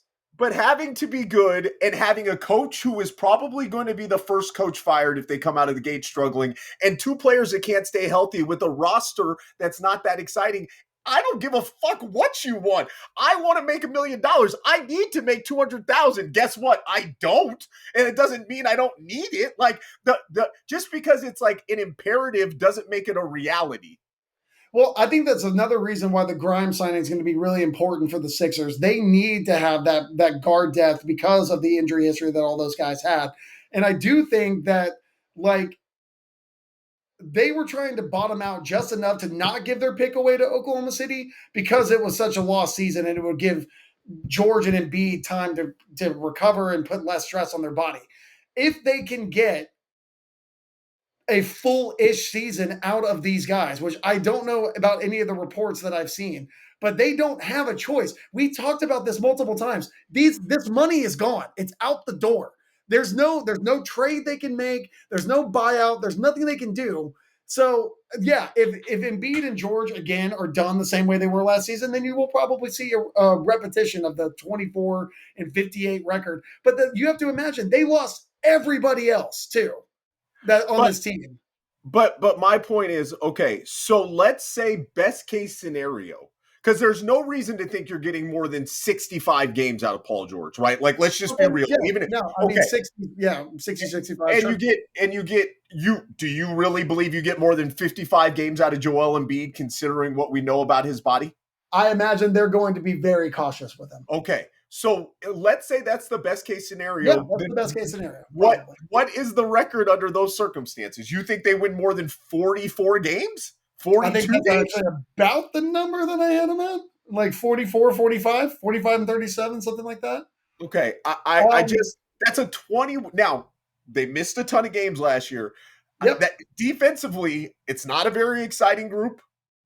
Like they've got a lot of stuff to figure out because they have so many small guards that they have to work around. Andre Drummond is a rebounding machine. If you watched Andre Drummond last year, he was okay at best. Like No, he's not. He's a league average replacement center. Yeah. So the depth is the thing that worries me, even at full strength. I don't necessarily love the depth, but knowing what we know of the injuries. So if those two guys are going, like, let's say that they miss 20 games combined, can that team win 8 of those 20? Probably not. They probably go like 6-14. It's just, there's a lot of low hanging fruit on losses there that I think are just the reality, even at best case scenario, and believing that they're going to function at best case scenario of health I've never said they're going to function at best case scenario. I'm saying that it's a certain cost. No. I'm saying the best case scenario is just kind of the parameters we laid out, because I don't think there's any reality we get better than that. That's what I'm saying. There's no 82 game season for any of those guys. No, if Embiid and George combined for 82 games. You also know though that like McCain probably didn't have to sit out that entire season, but once George and Embiid went down, they were like, no, he was like he could have come back for like the very end. His injury was significant enough. I'm saying he could have come back for like the last however many games. They obviously punted on the season, but just enough to where they didn't give away their pick. But you also have to remember, they didn't punt. They were still trying to roll Joel Embiid out. We were halfway through the year, and they were still trying to talk about they could come back and make a charge for the playoffs. They didn't punt early. This is a team that lost 58 games and punted at like game 46. You're acting like they punted in December. They didn't punt in December. We were still talking about Joel Embiid. And remember, he had that weird little run where he came back and looked terrible. And that was finally when they folded it all in. But that was not so early in the season that so yes, they had the year from hell, and I don't expect for that to happen again. And we'll get to the Boston of it. For me to see this Philadelphia team being significantly over 500, it's going to have to be like the best case scenario for them. And that could be possible. Look, if Joel Embiid plays 55 games, he's still a wrecker, He's still a monster. There's no denying that. I don't believe in his body at all anymore. Maybe I'm being too pessimistic. He's given you no reason to believe that he can. Yeah, I think that I would be shocked if he plays 40 games this year. All right, you convinced me. You're right. It is Philadelphia. They're in the 3 spot. I was trying to be... And I do think, again, my whole point of this was that Boston has every reason to not be good because they're trying to duck the tax and wait for Tatum to come back. They really don't have any illusions about being super competitive next year. And so I think Joe Mazzulla is a crazy Philadelphia person. Doesn't, on the other hand, they don't have a way out because Boston ultimately, even though they don't want to trade Derek White and they don't want to trade Jaylen Brown, they could do those things and get hefty returns and then just rebuild around Tatum on the next season whenever he's made a full recovery. They could do all of those things. But I don't think they will. And I think part of one of the other arguments here is when we talk about organization and culture, functionality and structure, we're looking at two organizations that function at very different levels. I think Boston, with Joe Mazzulla being their head coach and with some of the players they have, will talk themselves into being competitive enough to be a top 6 seed. I think Philadelphia wants to be there, but if Nick Nurse struggles early, I'm not shocked at all if he's the first coach fired because there was already a lot of weird stuff there with him last season and people calling for his head. And this Philadelphia situation can only go one of two ways. It's either going to be surprisingly good or very bad again, and I don't think there's going to be a lot of in between. That's my problem. Yeah, no. You, like I said, you laid out a good argument. I'm with you. I'll take Philly at third. And so what's the record you got for him? Well, I was just about to ask you. So I had him at best case scenario 44, 45 games. I think in this one I'll say 40, 41 and 41. I have them at 37 and 45, and it does feel pessimistic to say, considering when you actually read the roster. But I think I'm just past believing the names on the marquee anymore. And that's unfair to Tyrese Maxey, who I really love. VJ Edgecombe, who I think is going to be a good rookie and have some good moments. I'm a huge fan of Edgecombe. I like what he brings to them athletically. I like what he brings defensively because obviously Maxey and McCain are really good. They're a small, undersized backcourt, and they're not exactly stalwarts defensively. So, I mean, they need George and they need Edgecombe to play the perimeter defense that and also kind of help protect the backline defense. I just also don't love Paul George having to play the four, but I don't really know what other option they have in that situation. That's where he's got to be, but it's gonna beat up his body a lot. You know who also doesn't like Paul George playing the four? Paul George. And Paul George, this is again is part of the problem. Like there's just too many things. They have no depth behind him. They have no depth and no size. And VJ Yabusele was a big loss. Yeah, absolutely. And VJ Edgecombe's best version of himself is in an aggressive defense where he can take risks. I don't think that's going to be this group. So I think he's going to be a little bit marginalized in terms of his defensive skill set because of the limitations of this team athletically, which are significant when we're talking about the age of the players and the injury history of the players that he's playing alongside. Yeah.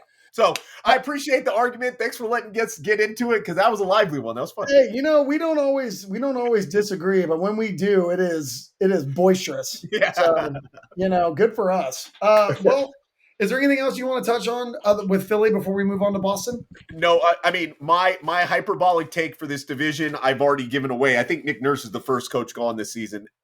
Is that your spicy hot take for the division? That's my spicy hot take. I fully think that he's going to be fired. That's a really good call. Yeah. I wish I had thought of that. And for those that don't know, I'm going to pat myself on the back. Last year, I picked Mike Brown to be the first coach gone. So we'll see if I can keep the streak going. Oh, man. The Aaron Bullwinkle hex is on Nick Nurse.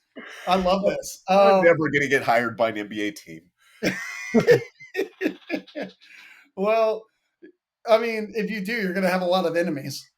Yeah, well, that's a lot of guys you talk shit about. Yeah. They're all friends of the pod. That's what I like to say. Absolutely. If Nick Nurse ever wants to come on the pod and defend himself, he's more than welcome to because I actually really liked him as a coach in Toronto. I think the Philadelphia situation's been messed up for him, but also not a great situation for his coaching style. Yeah. Well, speaking of not being in a super great situation, the Boston Celtics, who lost Jason Tatum after going 61-21 last year, finishing second in the East, only behind the Cleveland Cavaliers. Worth noting, second offensively, fourth defensively, which is pretty crazy. They were everybody's pretty much odds-on pick to be in the finals against whomever came out of the West. I don't think anybody had Indiana, and if they did, they're liars. Unless they live in Indiana. I was going to say, or they live in Indianapolis. Yes. Yeah. Sophie Cunningham might have had the Pacers.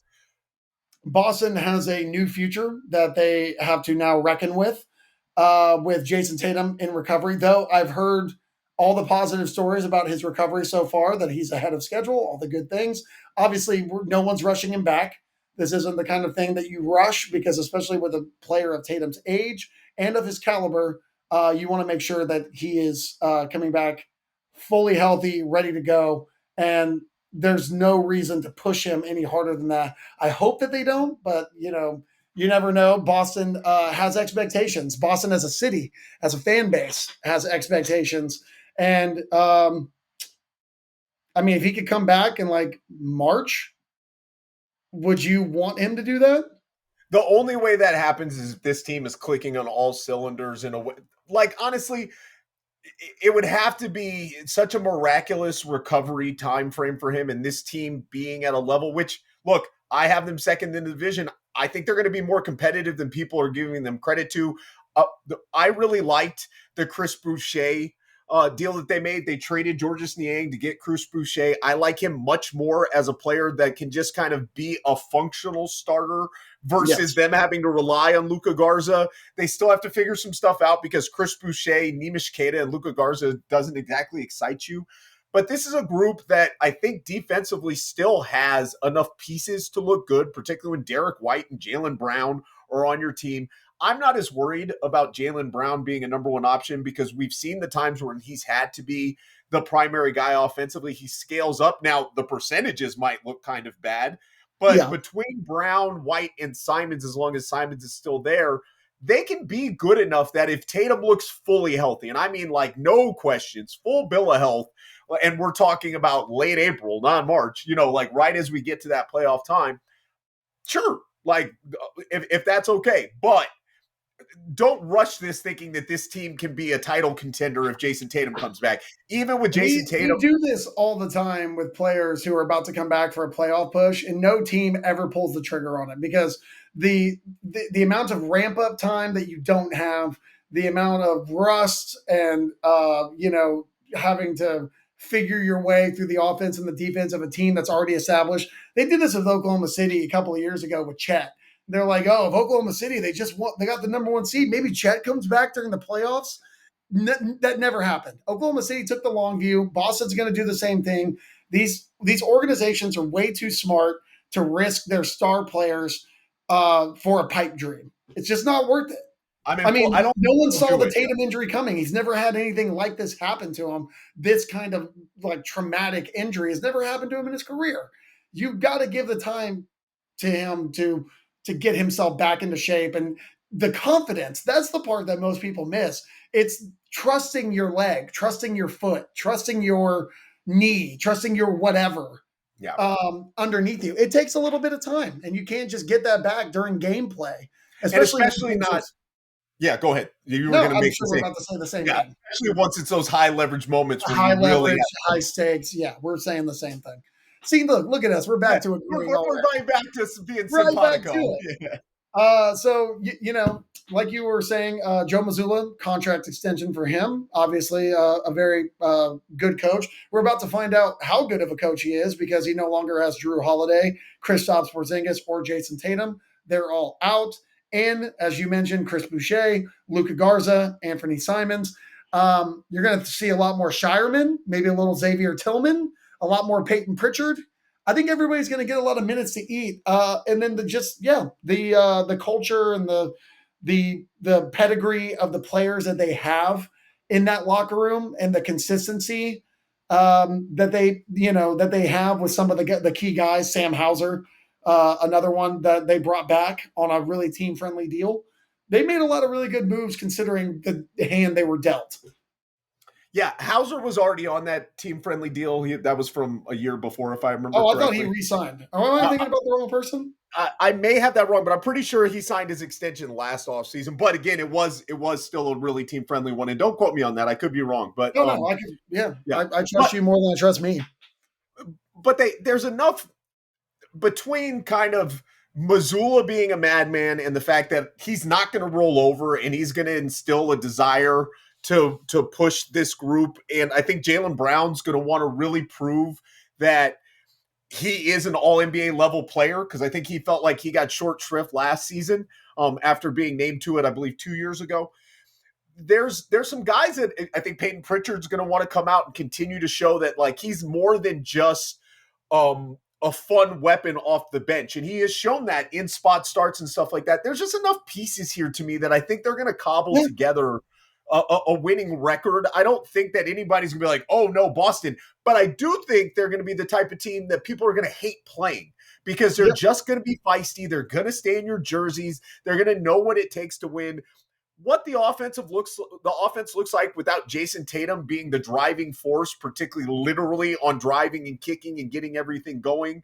I'm interested to see that. But Derek White is a really good offensive player who I think can scale up, not to anything crazy, but Derek White having a season where he's like 25-5 would not shock me at all.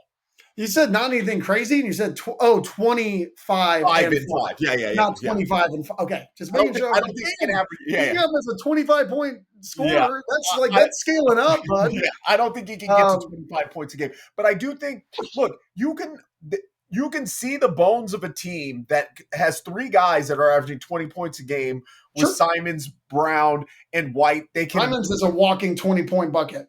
And he's going to get the shots that he loves in this offense because they're still going to be taking a lot of threes. Yeah. And this guy feasts off I was actually going to bring that up. I think that we're going to see what kind of coach Joe Mazzulla is on the offensive end because they've lost Porzingis, which even when he was healthy, he he's really in and out of the lineup. I think people give a lot more credit to what he was doing in Boston than he actually deserved. Absolutely. And then Drew Holiday, they lost and then we know that Jason Tatum, he was one of the top three 3-point attempts shooters in the league last year with Steph Curry, Malik Beasley, and Anthony Edwards. He was up there with and Steph Curry. I think they were all top 5 in some order. Yeah. So those guys shot almost like 11 threes a game. I think that's what Tatum was shooting. It was like 11 threes. So I think we're going to see a different kind of offense, and I'm kind of curious to see what it looks like. But don't you think Anthony Simons is like, Coach, I got you. You need 11 threes a game. I think he's going to get 8 to 9 attempts a game. Yeah, he's like, I will gladly take all of those for you. But I think you're going to see a lot more like low post or like elbow like entry passes for Brown. Yeah. To let him play that like bully ball style that he likes to play sometimes. Because he'll just go set up kind of in that like that mid wing area and just set a post and then just operate his offense from that position, especially on the right side of the offense. So I feel like you're going to see a little bit more of that, and maybe you're going to see a little bit less on the 3-point volume. I don't think they're going to lead the league in 3-point volume again. I think they'll still be toward the top. Yeah, I just don't think they're going to shoot as many as they did last year, where they led the league in it. Yeah, I'm just kind of curious about the offensive side of the ball. I know just personnel-wise and pedigree-wise, this is a team with a lot of pride, and they're not. And I think they know. They don't have like nobody outside of Boston has high expectations for them, and I think they're going to take that and use as a little motivation, a little fuel. So, and I think what is likely to happen with this team is they're going to see what they look like through their first 30 games and then evaluate the direction for the rest of the season. If they're playing competitive basketball and they're interesting enough, they might just stand pat with this group and feel like they can build going forward into next season off the momentum of helping elevate some of the confidence and player profiles of the guys on the team. And if it looks bad, then they're probably shopping Simons, and maybe they can see what they can get for Hauser, and maybe we see some moves around the trade deadline.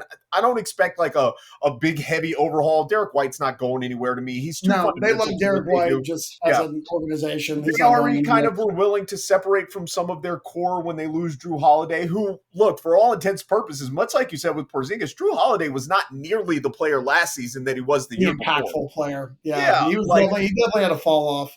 Yeah, he was bad defensively in the Knicks series. Offensively, he always tends to kind of scale down his offense for Boston and then scale up in the playoffs, but he really didn't last year. And so, I think having already done that with Drew, they were willing to separate with some of that. Now they're going to see what they have, take this season to kind of evaluate. But I expect, look, I have them at 44-38, which is probably a little optimistic, but I just believe in this group's kind of care and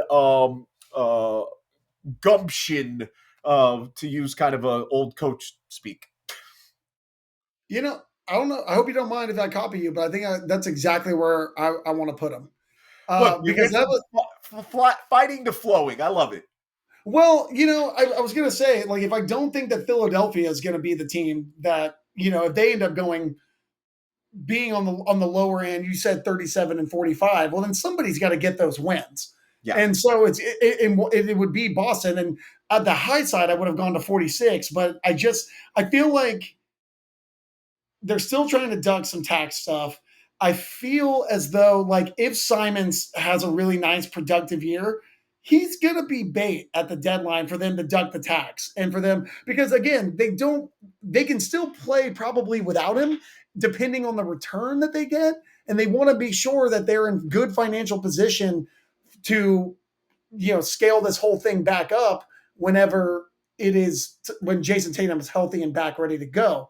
So yeah, I could definitely see a world in which Simons gets moved, because I think there's been conversations about it. It's still in the early going that, like, once they acquired Simons, that he might get moved even then. And there hasn't been exactly a vote of confidence from the organization. No one's come out and said, we're happy to have him and he's staying and blah, blah, blah. So, yeah. I mean, I could see a world in which he gets moved because he's playing too well and he has value.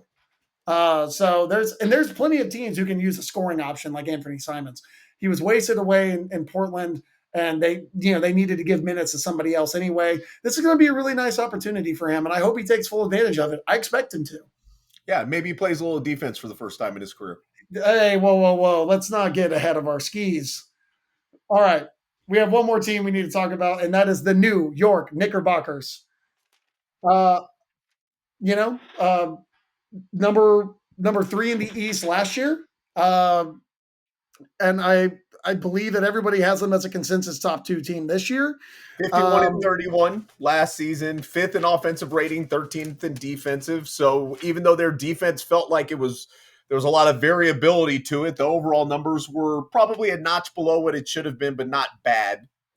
Yeah, I mean, and now you bring in an offensive-minded coach like Mike Brown, and you're saying improve this team, and they finish 5th in offensive rating. I find that to be pretty fascinating to hire a guy with that kind of skill set. But like you and I discussed previously, these coaches aren't just who they were the last time we saw them in their head coaching position. He's not just who he was in Sacramento. He is the culmination of everything that he's ever done in his career. And he's been given an opportunity to coach a team that has championship aspirations, that has championship roster. They really, I love the additions they made to the roster. The additions of Jordan Clarkson and Yabusele. I'm a huge fan of both of those. I think it gives them much needed depth for a coach who will actually use them. Yeah, that's the big part of it. That's the big thing is we might actually see more than 6 Knicks play, over 10 minutes in a game, which is going to be really important. The addition of Mike Brown to me is going to be an interesting one because I don't think as a regular season addition it's necessarily going to make them feel like a much more significantly impactful team. But the stuff that he'll do during the regular season, I think will echo into the postseason in ways that we don't ever see with Tibbs. And I'm not coming here to kind of, hammer down on Tibbs again, but I think Mike Brown will play around with stuff and look at his rotations and see what guys can play in certain high leverage moments that are going to matter for a team in the Knicks now that have made the Eastern Conference Finals 2 years in a row. That short of injury 2 years ago, who knows what we're seeing, and short of just not being able to kind of like be a more dynamic group last year, they waited too long for that. And I think both of those things can be, if not solved, at least vastly improved by what Mike Brown offers, because there's going to be more variability and he's not going to run these guys into the ground the same way. And that's just kind of the starting point with him versus, look, OG Anunoby and Mikal Bridges were much better versions of themselves in the second half of the season, very much aided by the absence of Jalen Brunson, allowing them to be allowed to kind of function a little bit more as offensive players. And hopefully we see a little bit more of that take hold over the course of the year. Like, we don't need to see Jalen Brunson and Karl Anthony Towns run pick and roll 45 times a game. We know it's effective. We know it's good. We know Jalen Brunson, is awesome dribbling the air out of the basketball. But maybe let's not do it all the time. I have some numbers on that I wanted to bring up to you, and I appreciate you setting me up so beautifully for that. That was the part that I want to bring up. I know we said they were 5th in offensive rating last year, which is a real testament to Tibbs. But what's going to be a testament to Mike Brown is how more of a democratic, egalitarian style offense I expect that we will see, because first of all, you will use all the pieces at your disposal, rest these guys that have fresher legs. And then when you look at Jalen Brunson, last year, he was 8th in the league in touches. He was 1st in time of possession. He was 1st in average seconds per touch. And he was 1st in average dribbles per touch. So what I would like to see is him get off ball a little bit more.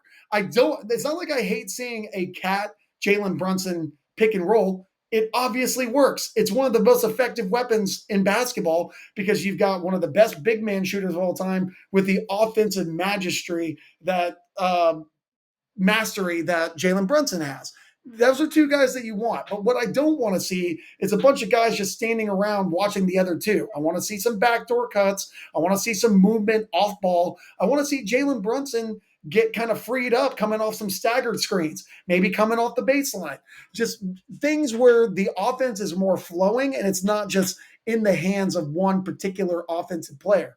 I think you saw that a lot with why Mikal Bridges kind of struggled with above the break threes last year as well. he only shot 30.5% on above the break threes because most of the time he was just standing in the corners, which is where he was designated.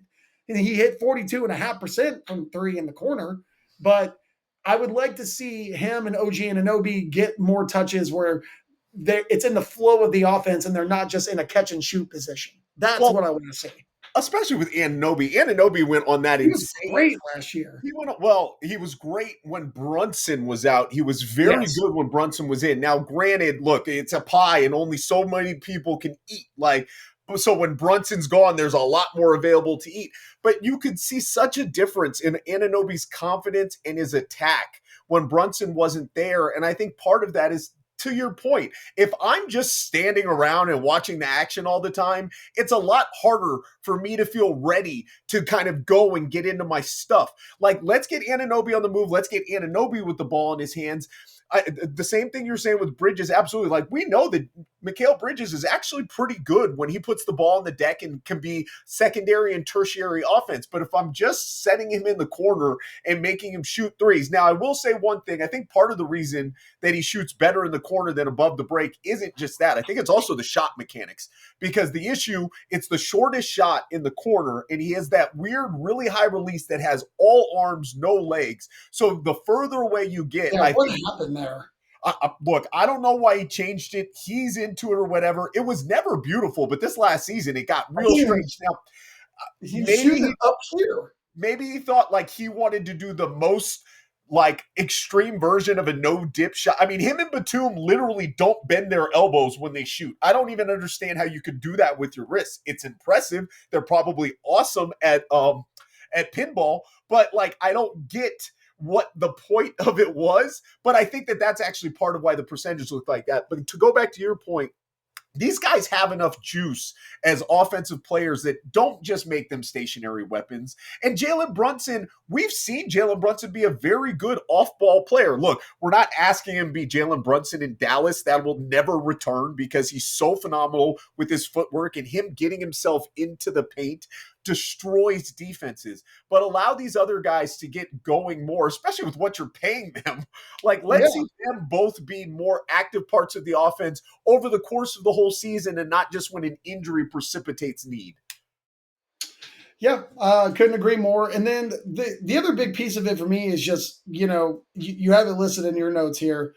It's the Mitchell Robinson piece. Because they've been hugely reliant on him on the defensive side of the ball as his backline defender, but he cannot stay healthy. He's an unrestricted free agent going into next season. And last year, I'm not saying this previous season, the season before it, when he played a lot more games, and I think he only played 33 games last year. They were 8 points better with defensive rating when he was on the floor. He's incredibly important to what they do as far as where they want to go, because they need him to, but I don't know how they utilize him and keep him healthy long enough to keep him on the floor. And if he's not there, then what do they do with the center position? Because I know it's not a place that they want Karl Anthony Towns. I mean, nobody should want Karl Anthony Towns there, because defensively he is much worse than he's given credit for, and the decision making is Knicks terrible. Fans tried so hard last year. They were like, "Look at these games. He's really good at the rim. He's got one of the lowest, and then he's got one of the lowest percentages at the rim." And then that fell for no time. Yeah, he was all of a sudden he was giving away opposing teams were averaging you might as well have put Muggsy Bogues beneath the basket in terms of what teams were shooting at the rim by the time the season ended. That's about as disrespectful as he gets. I mean, he is for his size, he is probably one of the worst rim protecting bigs getting that level of minutes in the last 10 to 20 seasons.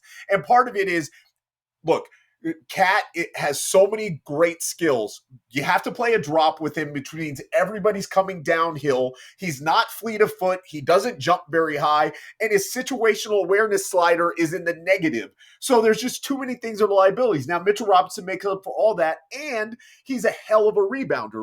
On the offensive and defensive end, he eats up the glass. But to your point, he played 17 regular season games. He played more playoff games than he did regular season games.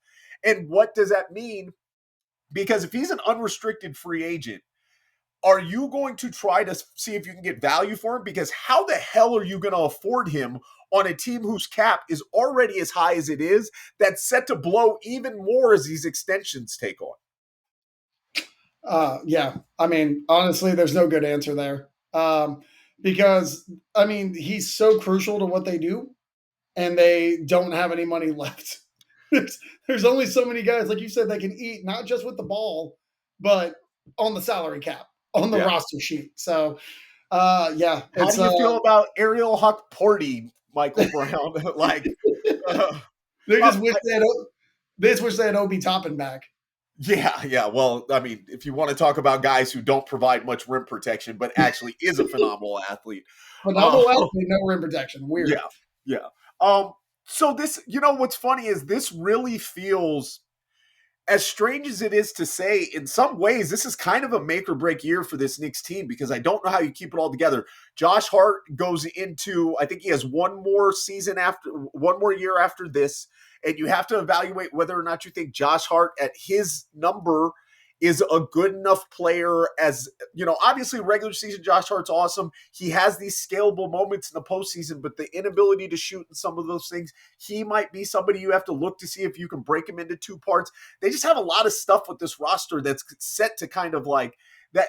The wick on that gets very, very, very small in a really quick period of time, unless they're willing to start forfeiting future assets and just sit in the second apron for a couple of years. Yeah. You have a volatile owner in James Dolan and a management group that's been a little hard to figure out like where they stand over the last 2 years. So it's just interesting to see. Now, I expect them to be one of the three best teams in the East. I think I would probably pick them to finish with the second or third best record in the East. Can they finally get out of the Eastern Conference? I'm not sure. I Like, can I see don't a know. world in which they're the number one seed in the East. I mean, it's completely plausible. Cleveland has some injury misfortune. They have a clunky start somewhere in the middle of the season, and everything in New York just starts clicking. I mean, Yeah. yeah, they're expected to be a top 2 seed in the East for sure. Yeah. And they're playing again. Like, I don't want to overdo it because divisions don't matter that much, but this isn't a very good division.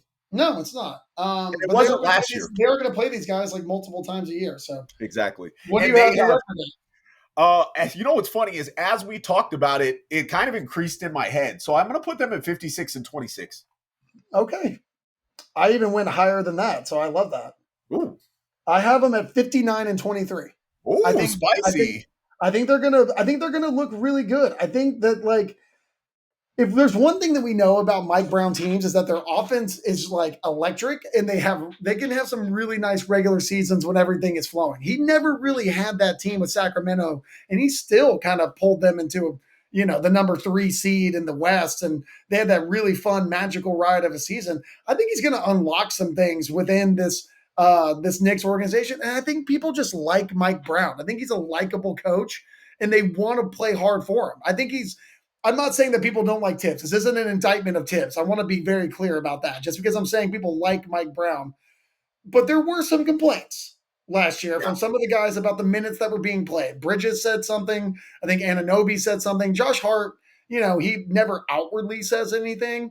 He's like, yeah, I want to play as much as I can. But at a certain point, you don't want to play 44, 46 minutes a night. It's exhausting. Yeah. And like I said, their division's not going to be very good. The East in itself is not going to be very good. It's really them, Cleveland and Orlando, vying for the top.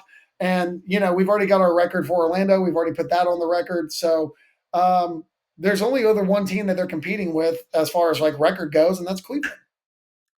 Yeah, maybe. No, I think it's fair. Maybe I need to. I'm not going to increase it because I already put it on. But this is all fluid. We're in the off season. Yeah.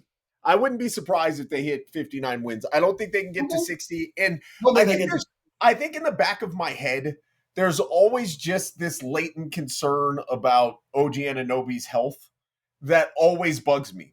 And it may be you talked about that last year. Yeah, it may be unfair to him, but if he goes down, Their depth is fine as it's currently situated, but if they have any injury issues, and they had better health luck last year than I expected, and I'm not saying I'm projecting any bad health luck, but I don't love if they have to scale up, then all of a sudden what that depth looks like. And that's and just remember, like, what was their record last year against Boston, Cleveland, Oklahoma City, and like not great. I think they won 0 games. If they won one, it was one. But if Yeah. it wasn't, they won 0 games against all those top seeds. I just don't imagine they don't get a couple of those back. Obviously, Boston's not the same team. Oklahoma City, like, they're only going to play them twice. But if they go 1-1 there, they go 2-2 against Cleveland, and they go 3-1 against Boston, that's 6 wins right there. They went from 51 to 57. That's a completely different outlook on the team, even though it didn't change the record wise, because Boston still would have finished ahead of them. Cleveland still would have finished ahead. They still would have been third in the East.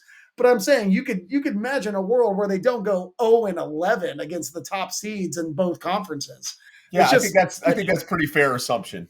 Yeah, I mean, I think if they had the similar record against the Rockets, even though they did improve, that's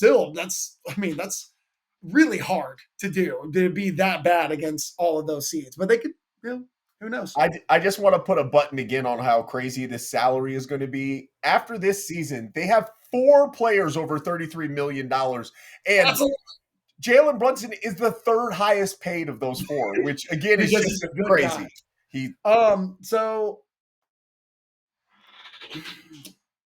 We need your I haven't given my spicy hot take for the Atlantic Division. What's the bomb level take? Well, I'm going to piggyback on yours. That Nick Nurse is the first coach fired, and that Taylor Jenkins is hired to replace him.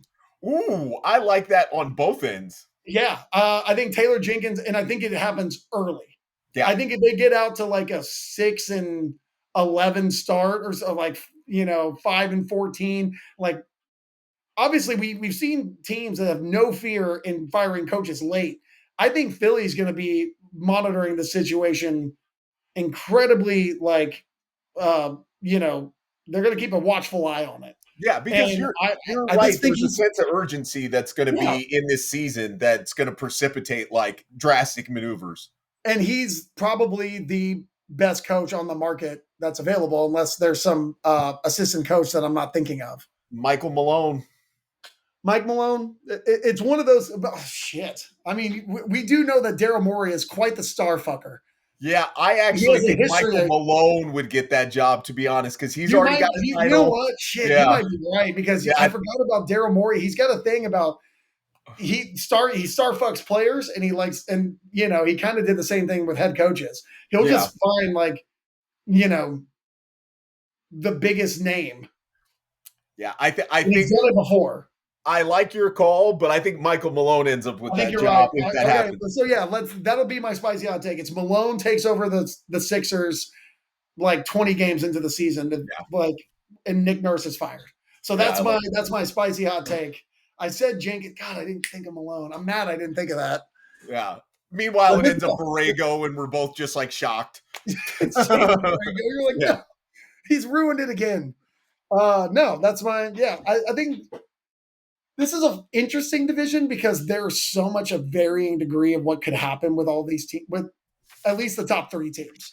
Top 4 could really surprise me. Look, if Toronto ended up 41-41 or 42-40 and had like a top 4 defense, I would not be surprised. I'd be eating a lot of crow.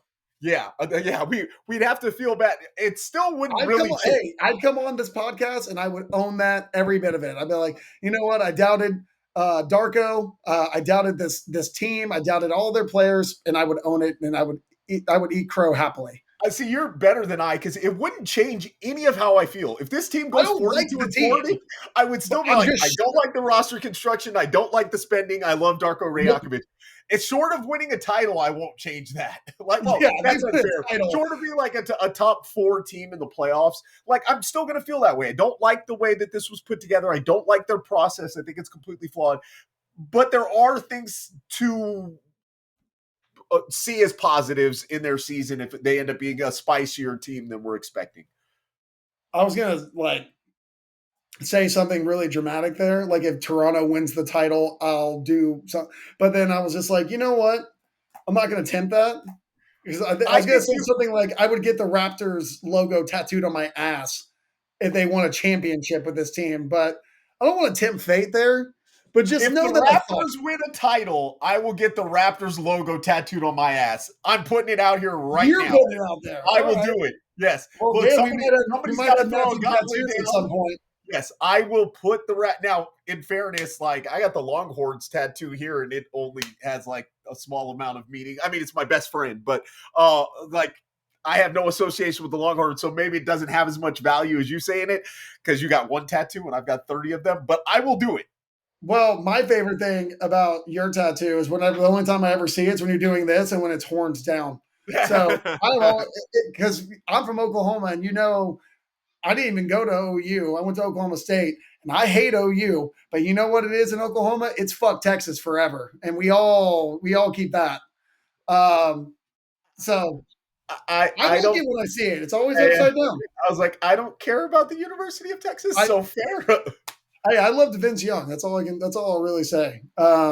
But yeah, we I just. was a big Reggie Bush fan, so that Vince Young season kind of hurt. But Reggie Bush um, never his college career never happened. So there's Yeah, I'll that. say it's all his Heisman. Never, no one won the Heisman that year. It was just a Did not ghost. exist. Yeah. Yes. Is there anything else you would like to talk about before we call it quits? We didn't have anything to end the show with. I have no Yankees rant to scream about. I will say the response to the Yankees rant has been phenomenal. Really, I've had multiple people tell me how much they enjoyed it and or the Schadenfreude that they got out of it, which is the best version of a cook that we well, can do. Where I'm it's sure like, that people love to hear a Yankees fan in pain. It's not like we don't deserve it. Um, absolutely, you know how I always make fun of Rush because he claims all those Lakers titles that they won in Minnesota. Minneapolis. Yeah. Yeah, before they moved to LA. You could do the same thing with the Yankees. I mean, half their championships were won before integration, dude. Like, what are we talking? Like, they won 27 championships, brother. They've been in 2 championships since like 2000, since 9/11. Yeah, So but I mean, most of our listeners grew up in the era of when they were so dominant, when it yeah, was Joe I Torre, understand. and like we all That's remember when that. I grew up, and that's where Yeah, my love for them came from. yeah, for Was just sure. adopting that team, and then watching the dog shit that they roll out. They did get a win over the hapless Twins last night. By the I way, actually watched that game while I was at work. they have So a record of 124 and 44 against the Twins. They just own the Twins. It's that's just rough. like we beat them in the playoffs so many times that we like haunt their nightmares. So I feel bad that they're our get right team because I like Minnesota. I don't want to see the Twins like get shelled, but the Yankees need to get right, and they smacked about 4 home runs last night, which is usually how they can generate offense. But no Yankees ran from me. I'm almost numb to it at this point. But my dad is holding out hope, and he continues to hold out hope. I would love to give you a strongly worded Cowboys rant because I'm expecting this season to go off the rails quickly based on everything that's happening. And I'm so tired of Jerry Jones. But to be honest, I don't want to give that man the oxygen to sustain his life. So there's that. Pay Micah Parsons. That's all I'm going to say. You fucking idiot. That's That it. part. That's all I got. Yeah. All Is right. there anything that you need to push, promote? Anything you got coming out soon? No, Working on anything? nothing new. I will hopefully have a newsletter this week, but I say that sometimes and it does or doesn't happen. So we shall see. Pay attention to your emails. For those of you that aren't subscribed to Live Breathe Ball, I do occasionally write newsletters and it's in the show notes. For subscription, please do so. I've been offering it for free lately because I haven't been keeping up with a weekly basis, so I feel a little guilty trying to charge people for that. But I'm going to try to at least do one a week kind of back on a normal basis, particularly as the season starts to ramp up. I'm going to give you some WNBA content in the next Love week it. or so, but I'll be dropping my top 100 in the next month to month and a half and probably some team rankings and some other stuff as well. Man, I'm so excited for that. I feel like I would be completely terrified to put that kind of list out in the world to get to 100. That just seems, oh man, you're a braver man than I. I appreciate it. I find it's a lot of fun. And I like, look, it's The funny. My dad, conversation. The conversations can be tough, but my dad actually texted me last night, and he wanted to text me his top 10. It was interesting as far as I'm concerned, including the You can fact send that that to me off air. I just like to read it. yeah, but it made for a good argument. The idea that he was going to take Tim Duncan out of the top 10 made me almost want to disown him because that's crazy talk. But he was at least willing to have the conversation in a relatively civilized manner, even though it was me sending basically we were talking through text while I was at work, and I looked like the jilted lover because it was 15 messages for me, and then every once in a while he'd send like one because I'm just like, Tim Duncan did this, 5. And it's like, well, okay, but I still think this person. I'm like, God damn it. But those are the versions of the conversation that they should be in. The top 100 is a little bit easier because, look, that top 5, people aren't as impassioned about the current guys as they are about the guys that defined their kind of their use or that they've tacked their own kind of personality to. So, like not having Kobe in the top 10, which, spoiler alert, sometimes I do, sometimes I don't, depending on how I'm evaluating it. But I think it's like one of those things, like when people say that their favorite version of SNL is the one they grew up with. Like, oh, the best seasons of the show were the ones that I watched when I was a child that made me laugh the most. So for, people that are slightly older than me, it's, Farley, Spade, Sandler. And then for me, it was, I was watching Will Ferrell and, Chris Parnell and Molly Shannon and, getting into the Tina Fey, Amy Poehler, those years. So yeah, like it's the version of it that you grew up with is going to be the Parnell, one. the only guy fired from SNL twice. Love you, Lauren. Yeah, He went on to do some cool things despite it, but yeah, really around the time that like the Andy Samberg like digital shorts were coming out, like all the way up until that era was like my favorite version of SNL. But that's just the where I grew up. There probably are some people that like the iteration that happened beyond that, and there's no right or wrong answer. It's an opinion piece, but my dad's list, I believe, had 8 players that stopped playing basketball before 1998, and I thought that was pretty reflective of what you're talking about too. Where I'm like, now, granted, look, my dad is old enough, but there was a couple guys on there where I'm like, yeah, I think your argument for that guy's literally dated now, but that it's your point. And much like the SNL stuff, look, if we can have it as a civilized discourse or even a semi-civilized, it's fun. It's when it goes on to threads that I have to just jump off when certain people are calling Allen Iverson top 20 all time. And that literally that she's a friend of the pod. She's a friend of Rachel Nichols. Not right now. She's not. Not after that. You're like, mad at Rachel. Like by what? Okay. Anyways, we're gonna start. Don't do it. Yeah. We got 2 minutes left in the Wings Fever game, by the way, and the Wings are up 5 over the Fever. So a little something that we can go catch the tail end of.